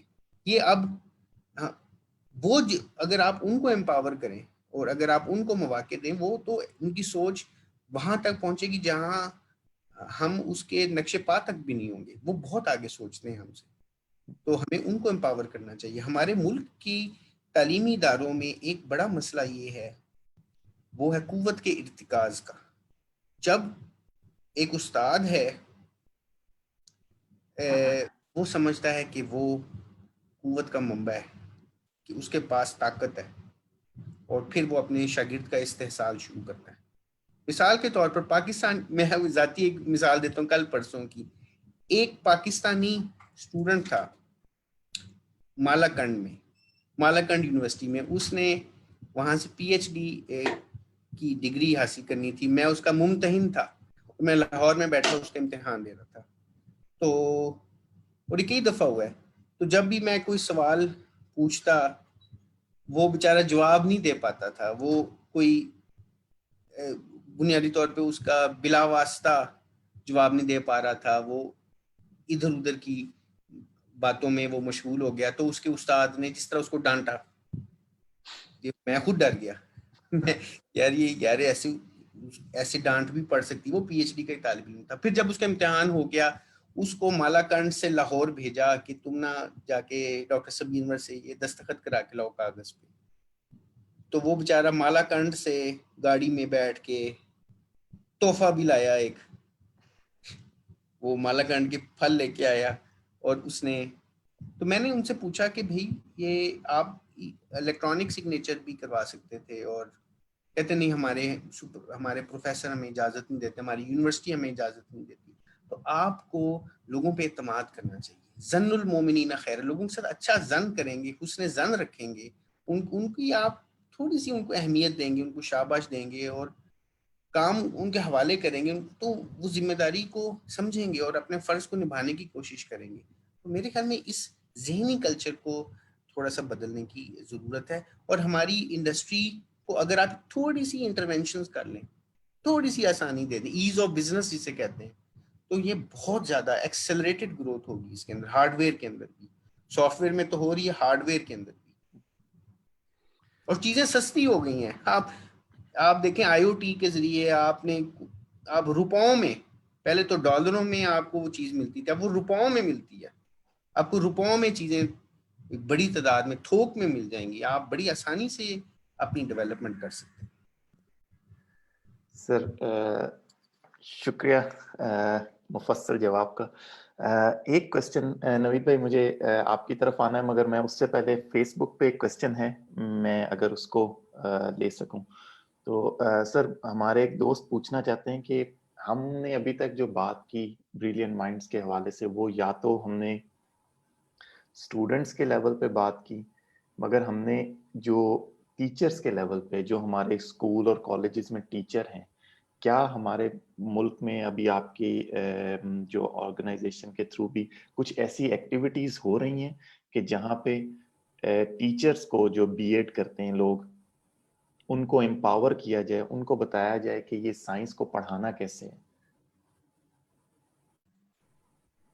بالکل. دیکھیں میں تو 15-20 سال سے ان چیزوں کو دیکھ رہا ہوں. مجھے ہر سال، ہر گزرتے لمحے اس میں نا بہتری نظر آتی ہے. بے شمار حکومتی سطح پر بھی حکومت کی ایک اچھی بات اب یہ ہوئی ہے پچھلے کچھ 4-5 سالوں میں، کہ حکومت نے غیر حکومتی اداروں کے ساتھ مل کے کام کرنا شروع کیا. پبلک اور پرائیویٹ پارٹنرشپس کا جو رجحان ہے وہ بڑھ گیا ہے. اور یہ بلیسنگ ان ڈسگائز ہے کہ یہ جو ہمارے بین الاقوامی ادارے ہیں جو ڈونیشنز دیتے ہیں، U S A, DFID, Swedish government بھی دیتی ہے، تو ان اداروں کی مدد سے جو مختلف پروجیکٹس حکومت کو جو پیسے جاتے ہیں، اس کے اندر یہ شک شامل ہوتی ہے کہ آپ غیر سرکاری تنظیموں کے ساتھ مل کے آپ اپنی منصوبوں کو پایہ تکمیل تک پہنچانا ہے. تو بے شمار ایسی کاوشیں ہوئی ہیں سرکاری سطح پر کہ سرکاری اسکولوں کے اساتذہ کو تعلیم اور تربیت دی جائے. میں دانش اسکولوں میں گیا. دانش اسکول شہباز شریف نے بنائے تھے کچھ سال پہلے، اور وہ اگر آپ ان اسکولوں کا دورہ کریں، آپ ان اسکولوں میں جائیں اور دیکھیں، تو آپ کو واقعی ان کے اساتذہ کے اندر بھی ایک شعلہ نظر آئے گا.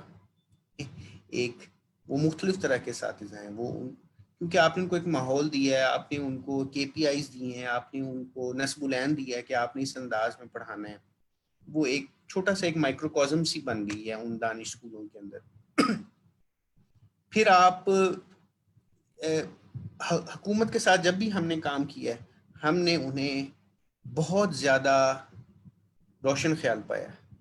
ہم نے ان لوگوں کو بہت زیادہ تبدیلی کا خواہاں دیکھا ہے, اور مجھے تو یہ بہت امید نظر آ رہی ہے کہ یہ چیزیں تبدیل ہوگی.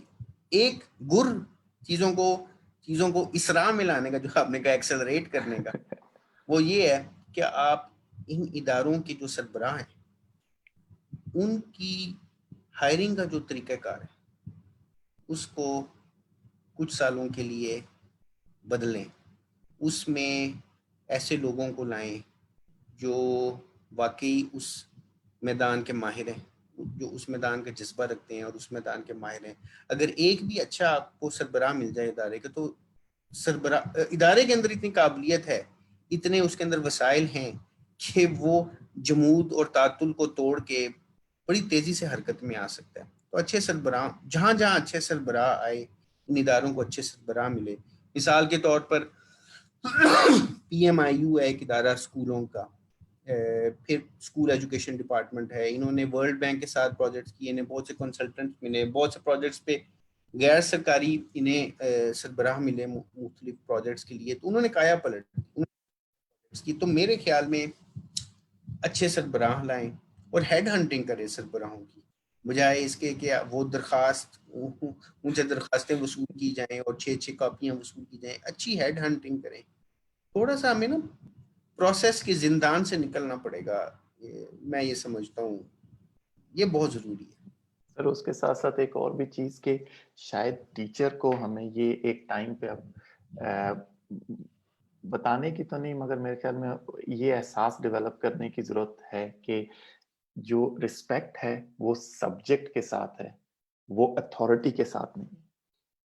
تو پھر یہ ہو سکتا ہے کہ شاید چیزیں اس طرف چلی جائیں کہ جس میں وہ سبجیکٹ کو اور اس کی ڈیلیوری کے اوپر فوکس کریں, نہ کہ ادب اور احترام, اور اگر بات نہیں کہی تو پھر ہی وہی اچھا اسٹوڈنٹ ہے, یا کوشچن نہیں کرے گا تو وہی تابع دار ہے.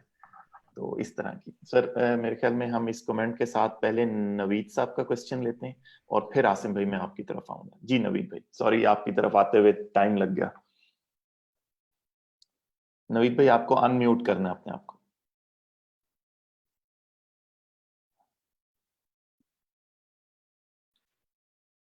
It's okay. Thank you very much sir. Thank you very much sir, بہت شکریہ, بڑا اچھا لگا. اسپیشلی آپ کا وہ جواب جو آپ نے کہا کہ وہ ڈیسیژن جو تھا وہ جذباتی تھا, روحانی تھا پاکستان جانے کا. زبردست.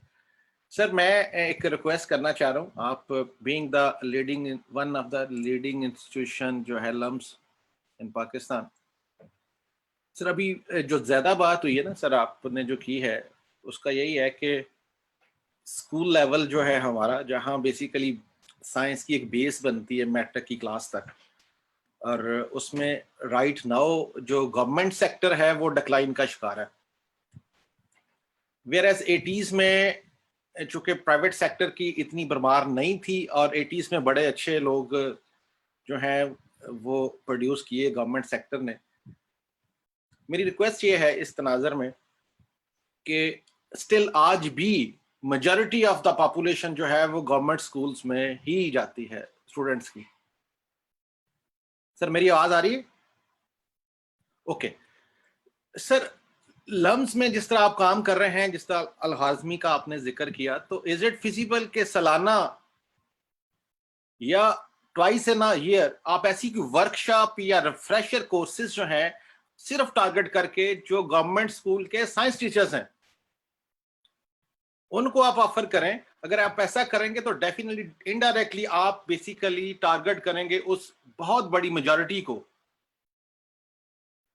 اسکولز میں جو بچے ہمارے جا رہے ہیں. وہ آپ بہتر جانتے ہیں کہ آپ نے وہ ریفریشر کورسز یا ورکشاپس کیسے, کن آبجیکٹیوز کے ساتھ کنڈکٹ کرنی ہے. Thank you sir. جی بالکل, آج کل کے دور میں جو ریفریشر کورسز ہیں نا, ان کا بھی انداز بدلنا پڑے گا. پرانے زمانے سے ریفریشر کورسز چلتے آ رہے ہیں, آپ جانتے ہیں, لیکن ان کا زیادہ فائدہ نہیں ہو پاتا کیونکہ جو کورس دینے والے لوگ ہیں وہ بھی اتنے زیادہ جذباتی لوگ نہیں ہوتے, اس کے لیے تھوڑا سا جنون چاہیے. تو میں آپ کو بتاتا چلوں کہ خوارزمی سائنس سوسائٹی ہر سال بلکہ کچھ مہینوں بعد انہوں نے یہ شروع کیا ہے کہ عملی تربیتی ورکشاپس ہم انہیں کہتے ہیں سائنس کے موضوع پہ. ہم وہ عملی تربیتی ورکشاپس کرتے ہیں گورنمنٹ کے اسکولوں کے ساتھ, گورنمنٹ کے ساتھ مل کے, اور ان اسکولوں میں جا کے, مثال کے طور پہ میں نے دانش اسکولز کا ذکر کیا, گورنمنٹ کے اسکولز, ہم نے سائنس میوزیم کے اندر یہ ورکشاپس کی گورنمنٹ کے اسکولز کے لیے. میں آپ کو یہ یقین سے کہہ سکتا ہوں, میں لمز میں پڑھاتا ہوں, جو پیاس آپ کو ان سرکاری اسکولوں میں نظر آئے گی اور ان کے اساتذہ میں جو نظر آئے گی, ڈیفینیٹلی وہ لمز میں یا ان اداروں کو نظر نہیں آئے گی. تو یہ پیاس ہے یہاں پہ. اور یہ سلمان طور صاحب نے ادب کی بات کی, میں تھوڑا اس طرف بھی آنا چاہ رہا ہوں کہ جو انہوں نے بڑی اچھی بات کی کہ ادب علم کا ہے. استاد کا ادب بھی اس لیے ہے کہ وہ عالم ہے, کہ وہ علم کو منتقل کرتا ہے, وہ علم کا سرچشمہ ہے. اور موجودہ نظام تعلیم میں یہ چیز کیفیت بدل رہی ہے اب. یعنی آپ کا جو شاگرد ہے وہ آپ کے ساتھ کو لرنر ہے, وہ دونوں ایک ہی کشتی کے مسافر ہیں, استاد بھی اور شاگرد بھی. تو ہمارے مدرسوں میں کیا ہے, ہمارے دینی مدرسوں میں کیا ہے, ہمارے دینی مدرسوں میں ادب حاوی ہے علم پہ, جس کی وجہ سے بعض اوقات علم پس پشت چلا جاتا ہے. 200 سال پہلے کے مدرسوں میں ایسا نہیں تھا. 200 سال کے پہلے کے مدرسے جہاں علم پنپا ہے, جہاں علم بڑا پھلا پھولا, وہاں علم کی قدر تھی. اگر آپ پرانے مخطوطے اور دستاویزات دیکھیں افغانستان, ایران اور مدرسہ نظامیہ کے, اور وہاں پہ کس طرح علم مدرسوں میں پھیلتا تھا, کہ لوگ کس طرح سوال کرتے تھے, لوگ کس طرح دلیل اور برہان کو استاد کے ساتھ مکالمہ ہوتا تھا ادب کے دامن کے اندر رہتے ہوئے. تو یہ جو سرکاری تعلیمی ادارے ہیں, آپ کو وہاں جو قدر شناسی ملے گی کیونکہ وہ ادب بھی کرتے ہیں. ادب میرے خیال میں بہت ضروری ہے تحصیل علم کے لیے, ادب کا ایک تعلق بہت ضروری ہے. اور ان سرکاری تعلیمی اداروں میں یہ میرے بس میں ہو تو اگر آپ نے ملک کی تقدیر بدلنی ہے تو ان سرکاری تعلیمی اداروں کو, جو ہماری سوسائٹی کا کراس سیکشن ہے, ان کو بدلنا ہوگا ان کے اندر. اور اب تھوڑی سی بھی انٹرونشن کریں گے, بہت زیادہ پیسوں کی بھی ضرورت نہیں ہے, چھوٹے سے اچھے ایک اچھا استاد. اوکاڑا ایک آپ جانتے ہیں ایک شہر ہے, وہاں ایک ڈی پی ایس ہے, ڈویژنل پبلک اسکول, یہ وہاں کے ڈپٹی کمشنر وغیرہ اس کو چلاتے ہیں. وہاں ایک اچھا استاد تھا, ایک ہیڈ ماسٹر تھا, اقبال صاحب ان کا نام تھا. انہوں نے 8-9 سال وہاں ہیڈ ماسٹر رہے, انہوں نے کایا پلٹ دی. ہمارے لمز میں اوکاڑا کے جو بچے آتے ہیں, ڈی پی ایس اوکاڑا کے, ڈی پی ایس ساہیوال کے, وہ بچے ہمارے ایچیسن اور یہ بڑے بڑے نام جو ہیں ان کو شرما دیتے ہیں, کیونکہ ایک اچھا استاد, چھوٹا سے ایک اچھا استاد ہونا, وہ یہ ایک ایسی چیز ہے, انفیکشن ہے یہ, اس کا جو R2 یا R0 نمبر ہے, بہت تیزی سے یہ پھیلتا ہے. یہ جو پازیٹیوٹی ہے نا, ہمارے ملک میں پازیٹیوٹی بہت تیزی سے پھیلتی ہے. یہ میں اچھی چیز بہت تیزی سے پھیلتی, بری چیز بھی پھیلتی ہے, لیکن اچھی چیز کے پھیلنے کا اس کے اندر ایک توانائی بہت زیادہ ہوتی ہے. تو سرکاری اسکولوں پہ تھوڑی سی بھی انٹرونشن کر لی جائے, تھوڑی سی ان کو عزت دے دی جائے, تو بہت آسانی سے یہ سکتی ہے. جی ٹھیک ہو گیا, ٹھیک ہو گیا, بالکل ٹھیک ہو گیا. صرف میرا اس میں سر یہ تھا کہ سب کو پتا ہو کہ سال میں ایک خاص ٹائم پہ ایک ورکشاپ ہوتی ہے, اور اس میں لمیٹڈ سیٹیں چلیں اس دفعہ, نہیں تو نیکسٹ ایئر میرا بھی نمبر اس میں آ جائے گا. پنجاب کے 5 لاکھ اساتذہ ہیں. جی جی, پاکستان کی فوج کے بعد سب سے بڑی جو ورک فورس ادارے کی, وہ پنجاب محکمہ اسکول کے اساتذہ ہیں, 5 لاکھ. جی جی, بالکل ایسے ہی ہے. تو یہ جو آپ کو ڈیجیٹل پلیٹ فارمز کے سہارے لینے پڑیں گے ان کی ورک شاپس کے لیے, ان کی ٹریننگ کی اسکیل, صرف سائنس ٹیچرز جو فزکس کیمسٹری بایو جو ٹیچ کریں. ٹھیک ہو گیا سر, ٹھیک ہو گیا. جی عاصم بھائی آپ کا کوسچن. سر میں جو آپ نے بات کی تھی انڈسٹریل اکانومی کی اور آپ نے انٹرپرینورشپ کی بات کی, تو اس حوالے سے میرا ایک سوال ہے اور میری ایک آبزرویشن بھی ہے. اچھا سر, ہم یہ دیکھتے ہیں کہ جو انٹرپرینورشپ کا جو اصل مقصد ہوتا ہے وہ بیسکلی پرابلم سالونگ ہے, جو کہ پوری دنیا میں ہم ڈیولپ کنٹریز میں دیکھتے ہیں, لیکن ہمارے ہاں انفارچونیٹلی اس کو منی میکنگ سے کنیکٹ کر دیا گیا ہے. اچھا, اس کی وجہ یہ ہوئی میری دانش میں کہ جو انٹرپرینورشپ کو پاپولر کرنے میں فری لانسرز کا اہم کردار رہا بجائے کہ انڈسٹریلسٹ کا یا ایجوکیشنسٹ کا. لہٰذا وہ فری لانسر زیادہ تر وہ تھے جو کہ education, formal education drop out تھے. اور اب ایسا ہوا ہے کہ جو نوجوانوں میں انٹرپرینورشپ کا کانسیپٹ ہے وہ پیورلی منی میکنگ یا کوئک منی میکنگ ہے, اور وہ کنونشنل ایجوکیشن سسٹم کو یا ڈگری کو ایک فیلئر کے طور پہ دیکھتے ہیں, جس کی وجہ سے تیزی سے لوگ ڈگری سے ہٹ رہے ہیں, کچھ ایسی اسکلز سیکھتے ہیں جس سے شارٹ ٹائم میں منی میکنگ کرتے ہیں. اچھا سر, اگر اس کا مطلب ہے پرابلم سالونگ انٹرپرینورشپ اور جو منی میکنگ انٹرپرینورشپ ہے, اس کے درمیان ایک تصادم ہمیں نظر آتا ہے, جو کہ ڈگری یا کنونشنل ایجوکیشن یا انٹرپرینورشپ کا ایک تصادم بن جاتا ہے. اچھا, تو ہم یہ سمجھ نہیں پا رہے ہیں, ہمارے جو نوجوان طبقہ ہے, کہ جو منی میکنگ کے لیے تو آپ کو اسکلس چاہیے ہو سکتی ہیں, لیکن اگر آپ نیشنل لیول پہ پرابلم سالونگ کرتے ہیں تو اس کے لیے آپ کو کرٹیکل تھنکنگ ڈیولپ کرنی ہوتی ہے. ہمارے پاس ایکسٹرا کریکولر ایکٹیویٹیز نہیں ہیں اس کو ڈیولپ کرنے کے لیے, اس کے لیے ہمارے تعلیمی ادارے ہی موجود ہیں. تو اس کو آپ کیسے دیکھتے ہیں کہ اگر نوجوان ڈگریز کو بالکل بیکار سمجھ کر اور کنونشنل ایجوکیشن سے دور ہٹتے جا رہے ہیں, تو پھر یہ انٹرپرینورشپ کا جو سین ہے, یہ جو اس کا جو منظر نامہ ہے, وہ ہماری اکانومی میں, ہماری سوسائٹی میں, ہماری ایڈوانسمنٹ میں کس طرح ایک رول پلے کر سکتا ہے صرف منی میکنگ کے کانسیپٹ سے؟ سر اس میں صرف ایک چیز میں ایڈ کر دوں کہ شاید جس طرف ہم عاصم بھائی اشارہ کریں وہ یہ ہے کہ ہمیں اگزامپل دی جاتی ہے مارک زکربرگ کی, ہمیں اگزامپل دی جاتی ہے بل گیٹس کی, اور کہا جاتا ہے کہ ڈراپ آؤٹس جو ہیں وہ بلینئرز بنتے ہیں, مگر ان کو یہ نہیں پتا چلتا ہمارے بچوں کو کہ یہ لوگ ایک سال میں 70 کتابیں پڑھتے ہیں, اور اگر ایک بندہ 70 کتابیں پڑھ سکتا ہے تو وہ بہت ڈفرینٹ شاید پوزیشن پہ ہے. تو یہ جو ڈفرینس ہے ہمارے سسٹم میں اور ہماری سوسائٹی کی سوچ میں انٹرپرینورشپ کو لے کے, کہ کنونشنل ایجوکیشن ورسز انٹرپرینورشپ جو ہے, اس کو آپ کیسے دیکھیں؟ میں تو سمجھتا ہوں کہ دیکھیں اپنے ملک کی معیشت اور ملک کی جو ڈیموگرافکس ہے اس کو بھی دیکھنا ہے کہ ملک کے اس وقت کتنے فیصد لوگ ہیں جو میٹرک سے تک ہمارا ڈراپ آؤٹ ریٹ آپ دیکھیں 30% بچے تقریباً میٹرک کے بعد ایف ایس سی نہیں کر پاتے, 2 کروڑ بچے اسکول نہیں جا پاتے. جو ہمارے ہائر ایجوکیشن انسٹیٹیوٹس ہیں, اعلیٰ تعلیمی ادارے ہیں, ان میں آپ تناسب دیکھیں لوگوں کا کتنا. میرے خیال میں ہمیں یہ جو آپ تصادم کی بات کر رہے ہیں, اس کو مثبت طریقے سے اس کا رخ موڑنا چاہیے. ہمارے جو تعلیمی ادارے جو فنی تعلیم دیتے ہیں ان پہ توجہ دینے کی ضرورت ہے. وہ ہمارے اس B S M S system سے باہر ہیں, لیکن ہمارے بے شمار بچے جو میٹرک کے بعد ان فنی تعلیمی اداروں کا رخ کرتے ہیں. ٹیکنالوجیز کی اہمیت اپنی جگہ مسلم ہے, اور فکر کی اور تخیل کی اہمیت اپنی جگہ مسلم ہے.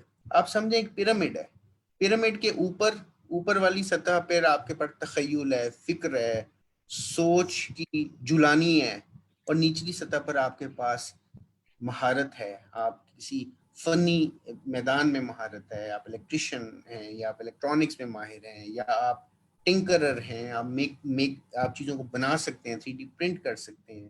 تو وہ جو فنی تعلیم ہے نا, اس کو ہمیں دراصل گلوریفائی کرنے کی ضرورت ہے. اس پہ ہم نے اپنی توجہ وہاں سے ہٹا لی ہے. ہم اس کو ایک نچلی سطح کی چیز سمجھتے ہیں, ہم اس کی بے توقیری کرتے ہیں. اصل میں وہ ہم ان پر منحصر ہے. میں اگر اپنے کسی سائنس کے اسٹوڈنٹ کو کہوں کہ یہ خراد مشین پڑی ہوئی ہے ہماری لیبارٹری کے اندر, آپ اس خراد مشین پہ ایک یہ پرزہ بنا دیں، کیونکہ ہمیں چاہیے اپنی تحقیق کے لیے اپنے، تو وہ اسے کتراتے ہیں، وہ نہیں بنا پاتے کہ یار سر یہ میرا کام نہیں ہے، یہ تو وہ ٹیکنیشین ہے ان کا کام ہے۔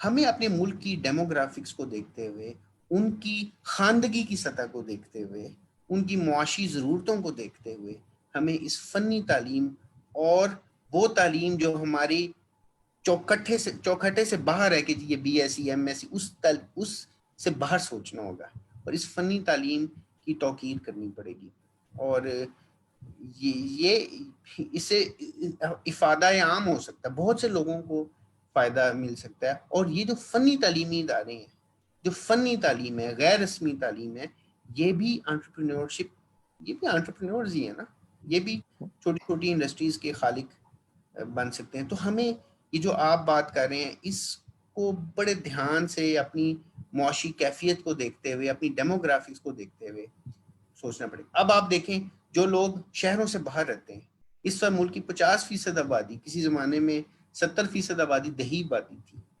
اب وہ شاید تناسب کم ہو کے شاید 50 یا 55% رہ گیا ہے، 55% لوگ دیہات میں رہتے ہیں۔ ان کے ہاں اگر آپ نے یہ انٹرپرینورشپ اور روزگار کے مواقع پیدا کرنے ہیں تو آپ کو یہ ایسی مہارتوں پہ توجہ دینے کی ضرورت ہے جو پی ایچ ڈی کی ڈگری کے قابل تو نہیں ہے، فکری میدان کے وہ مجاہد تو نہیں ہے، لیکن فنی میدان کے مجاہد ضرور ہو سکتے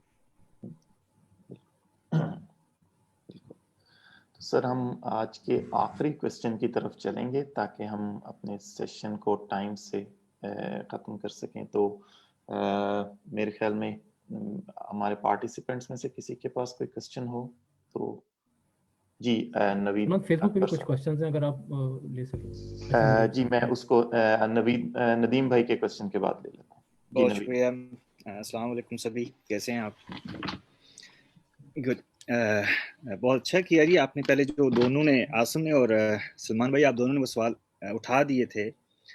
ٹیکنیکلی میرا سوال وہی تھا، ووکیشنل ٹریننگ کا اور یونیورسٹی ٹریننگ کو برج کرنا ٹوگیدر، اور سبھی نے اس پہ بات کر دی ہے۔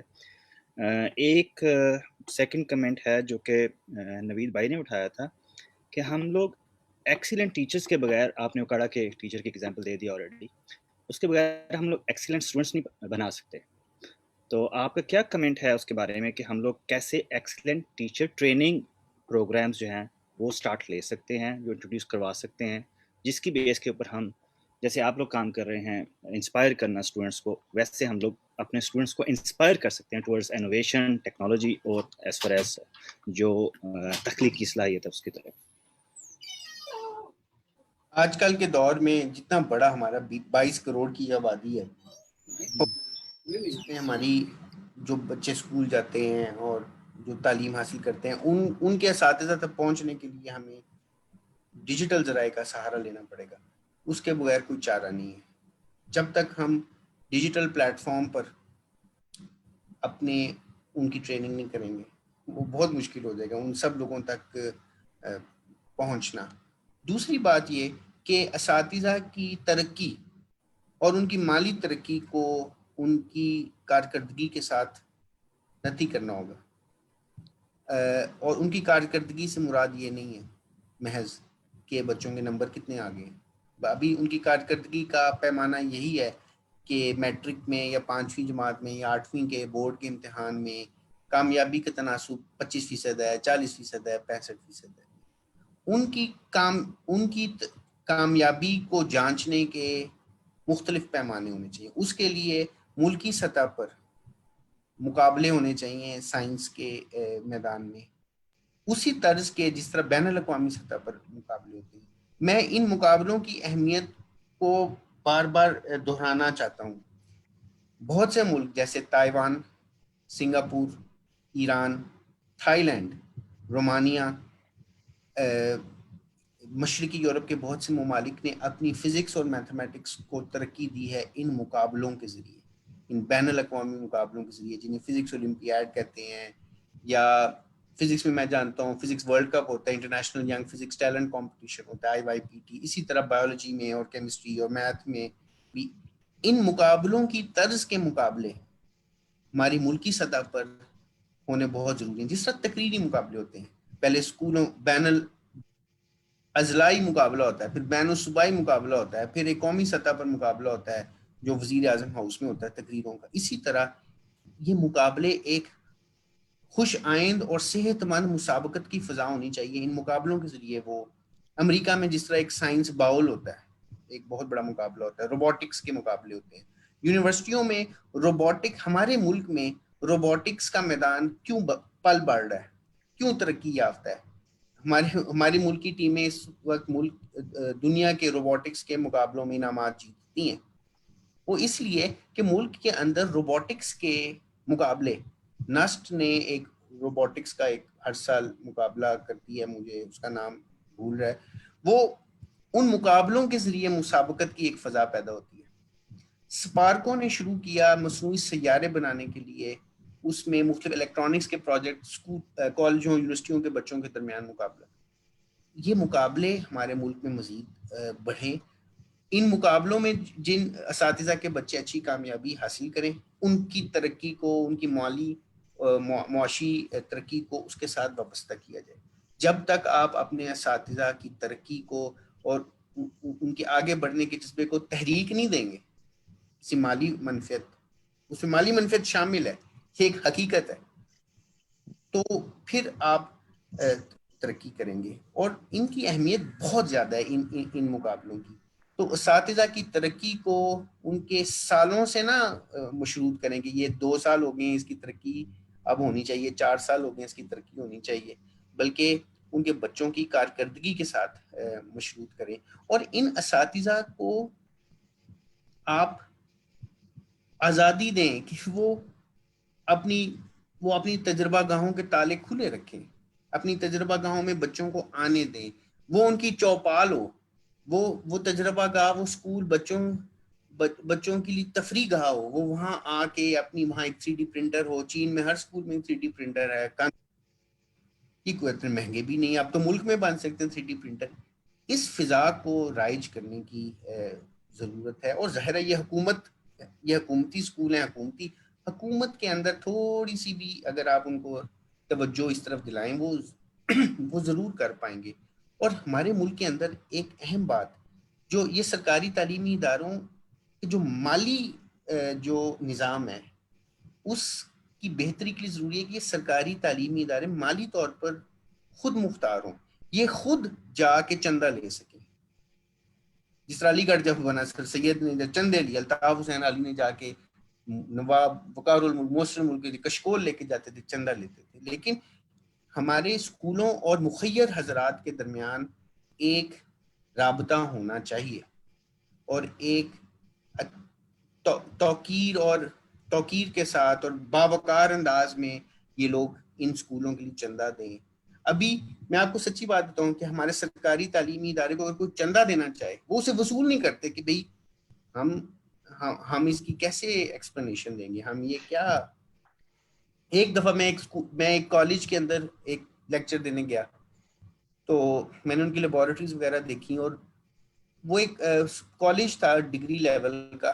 انہوں نے میرے لیکچر کے بعد مجھے ایک چیک پکڑا دیا, اور وہ 10,000 روپے کا چیک تھا. اور میں حیران ہو گیا کہ یار آپ ایک کالج ہیں, آپ نے 10,000 روپے کا چیک, میں نے آدھا گھنٹہ پونا گھنٹہ لیکچر دیا ہے. تو میں نے کہا آپ یہ مجھے پیسے نہ دیں, میں یہ آپ کو واپس کرتا ہوں, آپ اپنی لیبارٹری کا کوئی چیز خرید لیں. وہ وصول نہیں کر پائے کہ ہمارے سسٹم میں. پھر وہ ذاتی طور پہ ان کو استاد کو پرنسپل کو دیا کہ چلو میں چیک کیش کرا لوں گا. ہم نے دوربینیں بانٹی اسکولوں میں, اسکولوں نے دوربینیں, کچھ اسکولوں نے دوربینیں وصول نہیں کی کہ ہمارے پاس وہ رکھنے کی جگہ نہیں ہے یا ہم مل نہیں ہے. تو تھوڑی سی ان کو آزادی دینے کی ضرورت ہے, خود مختاری تھوڑی سی آپ کو دینی پڑے گی اسکولوں کو اپنے مالی معاملات کے اندر. اگر یہ آپ آزادی دے لیں, جس طرح مسجدوں کو آزادی ہے, مسجدیں چندہ لیتی ہیں اپنے بلوں کی ادائیگی کے لیے, اپنی نظم و نسق چلانے کے لیے وہ چندہ لیتی, چندے پہ چلتی مسجدیں. ہمارے اہل محلہ مل کے وہ چلاتے ہیں, کمیٹی ہوتی ہے. اس طرح اسکولوں کی بھی ایک کمیٹی ہونی چاہیے جو ان مالی معاملات کو بھی دیکھ سکے. اور یہ ڈپٹی کمشنر کے تحت جو اسکول ہیں جنہیں ہم DPS کہتے ہیں وہ اسی لیے بہتر ان کی کارکردگی ہے کہ وہ مالی معاملات میں وہ خود مختار ہیں اور وہ چندہ وصول کر سکتے ہیں اور اس چندے کا برمحل استعمال کر سکتے ہیں. شکریہ سر, بہت بہت. سر کیونکہ اب ہم بالکل اپنے ٹائم کے اینڈ پہ ہیں تو میں اس کوسچن کے ساتھ ہی آپ کا بہت شکریہ ادا کرنا چاہوں گا, اور اس کے ساتھ جو آپ نے ایک اپنی اسپیچ میں لائن کہی تھی جو کہ اگین دل میں گھر کر گئی کہ تجربہ گاہیں تخلیق ہوتی ہیں, تعمیر نہیں ہوتی. تو ہمیں سوچنا چاہیے کہ ہم کس طرح اپنی تجربہ گاہوں کو ایسی جگہ بنائیں جہاں پہ ہم بریلینٹ مائنڈز جن کو ہم کہتے ہیں وہ فردر اپنا جگہ بنا سکیں. سر اس کے ساتھ ہی اپنے دوستوں کے ساتھ میں آپ کا تہہ دل سے مشکور ہوں, آپ نے ہمیں جوائن کیا, تو انشاءاللہ ہم پھر کبھی آپ کو دوبارہ زحمت دیں گے. شکریہ بہت بہت شکریہ. خدا حافظ. نوازش. خدا حافظ. اللہ حافظ.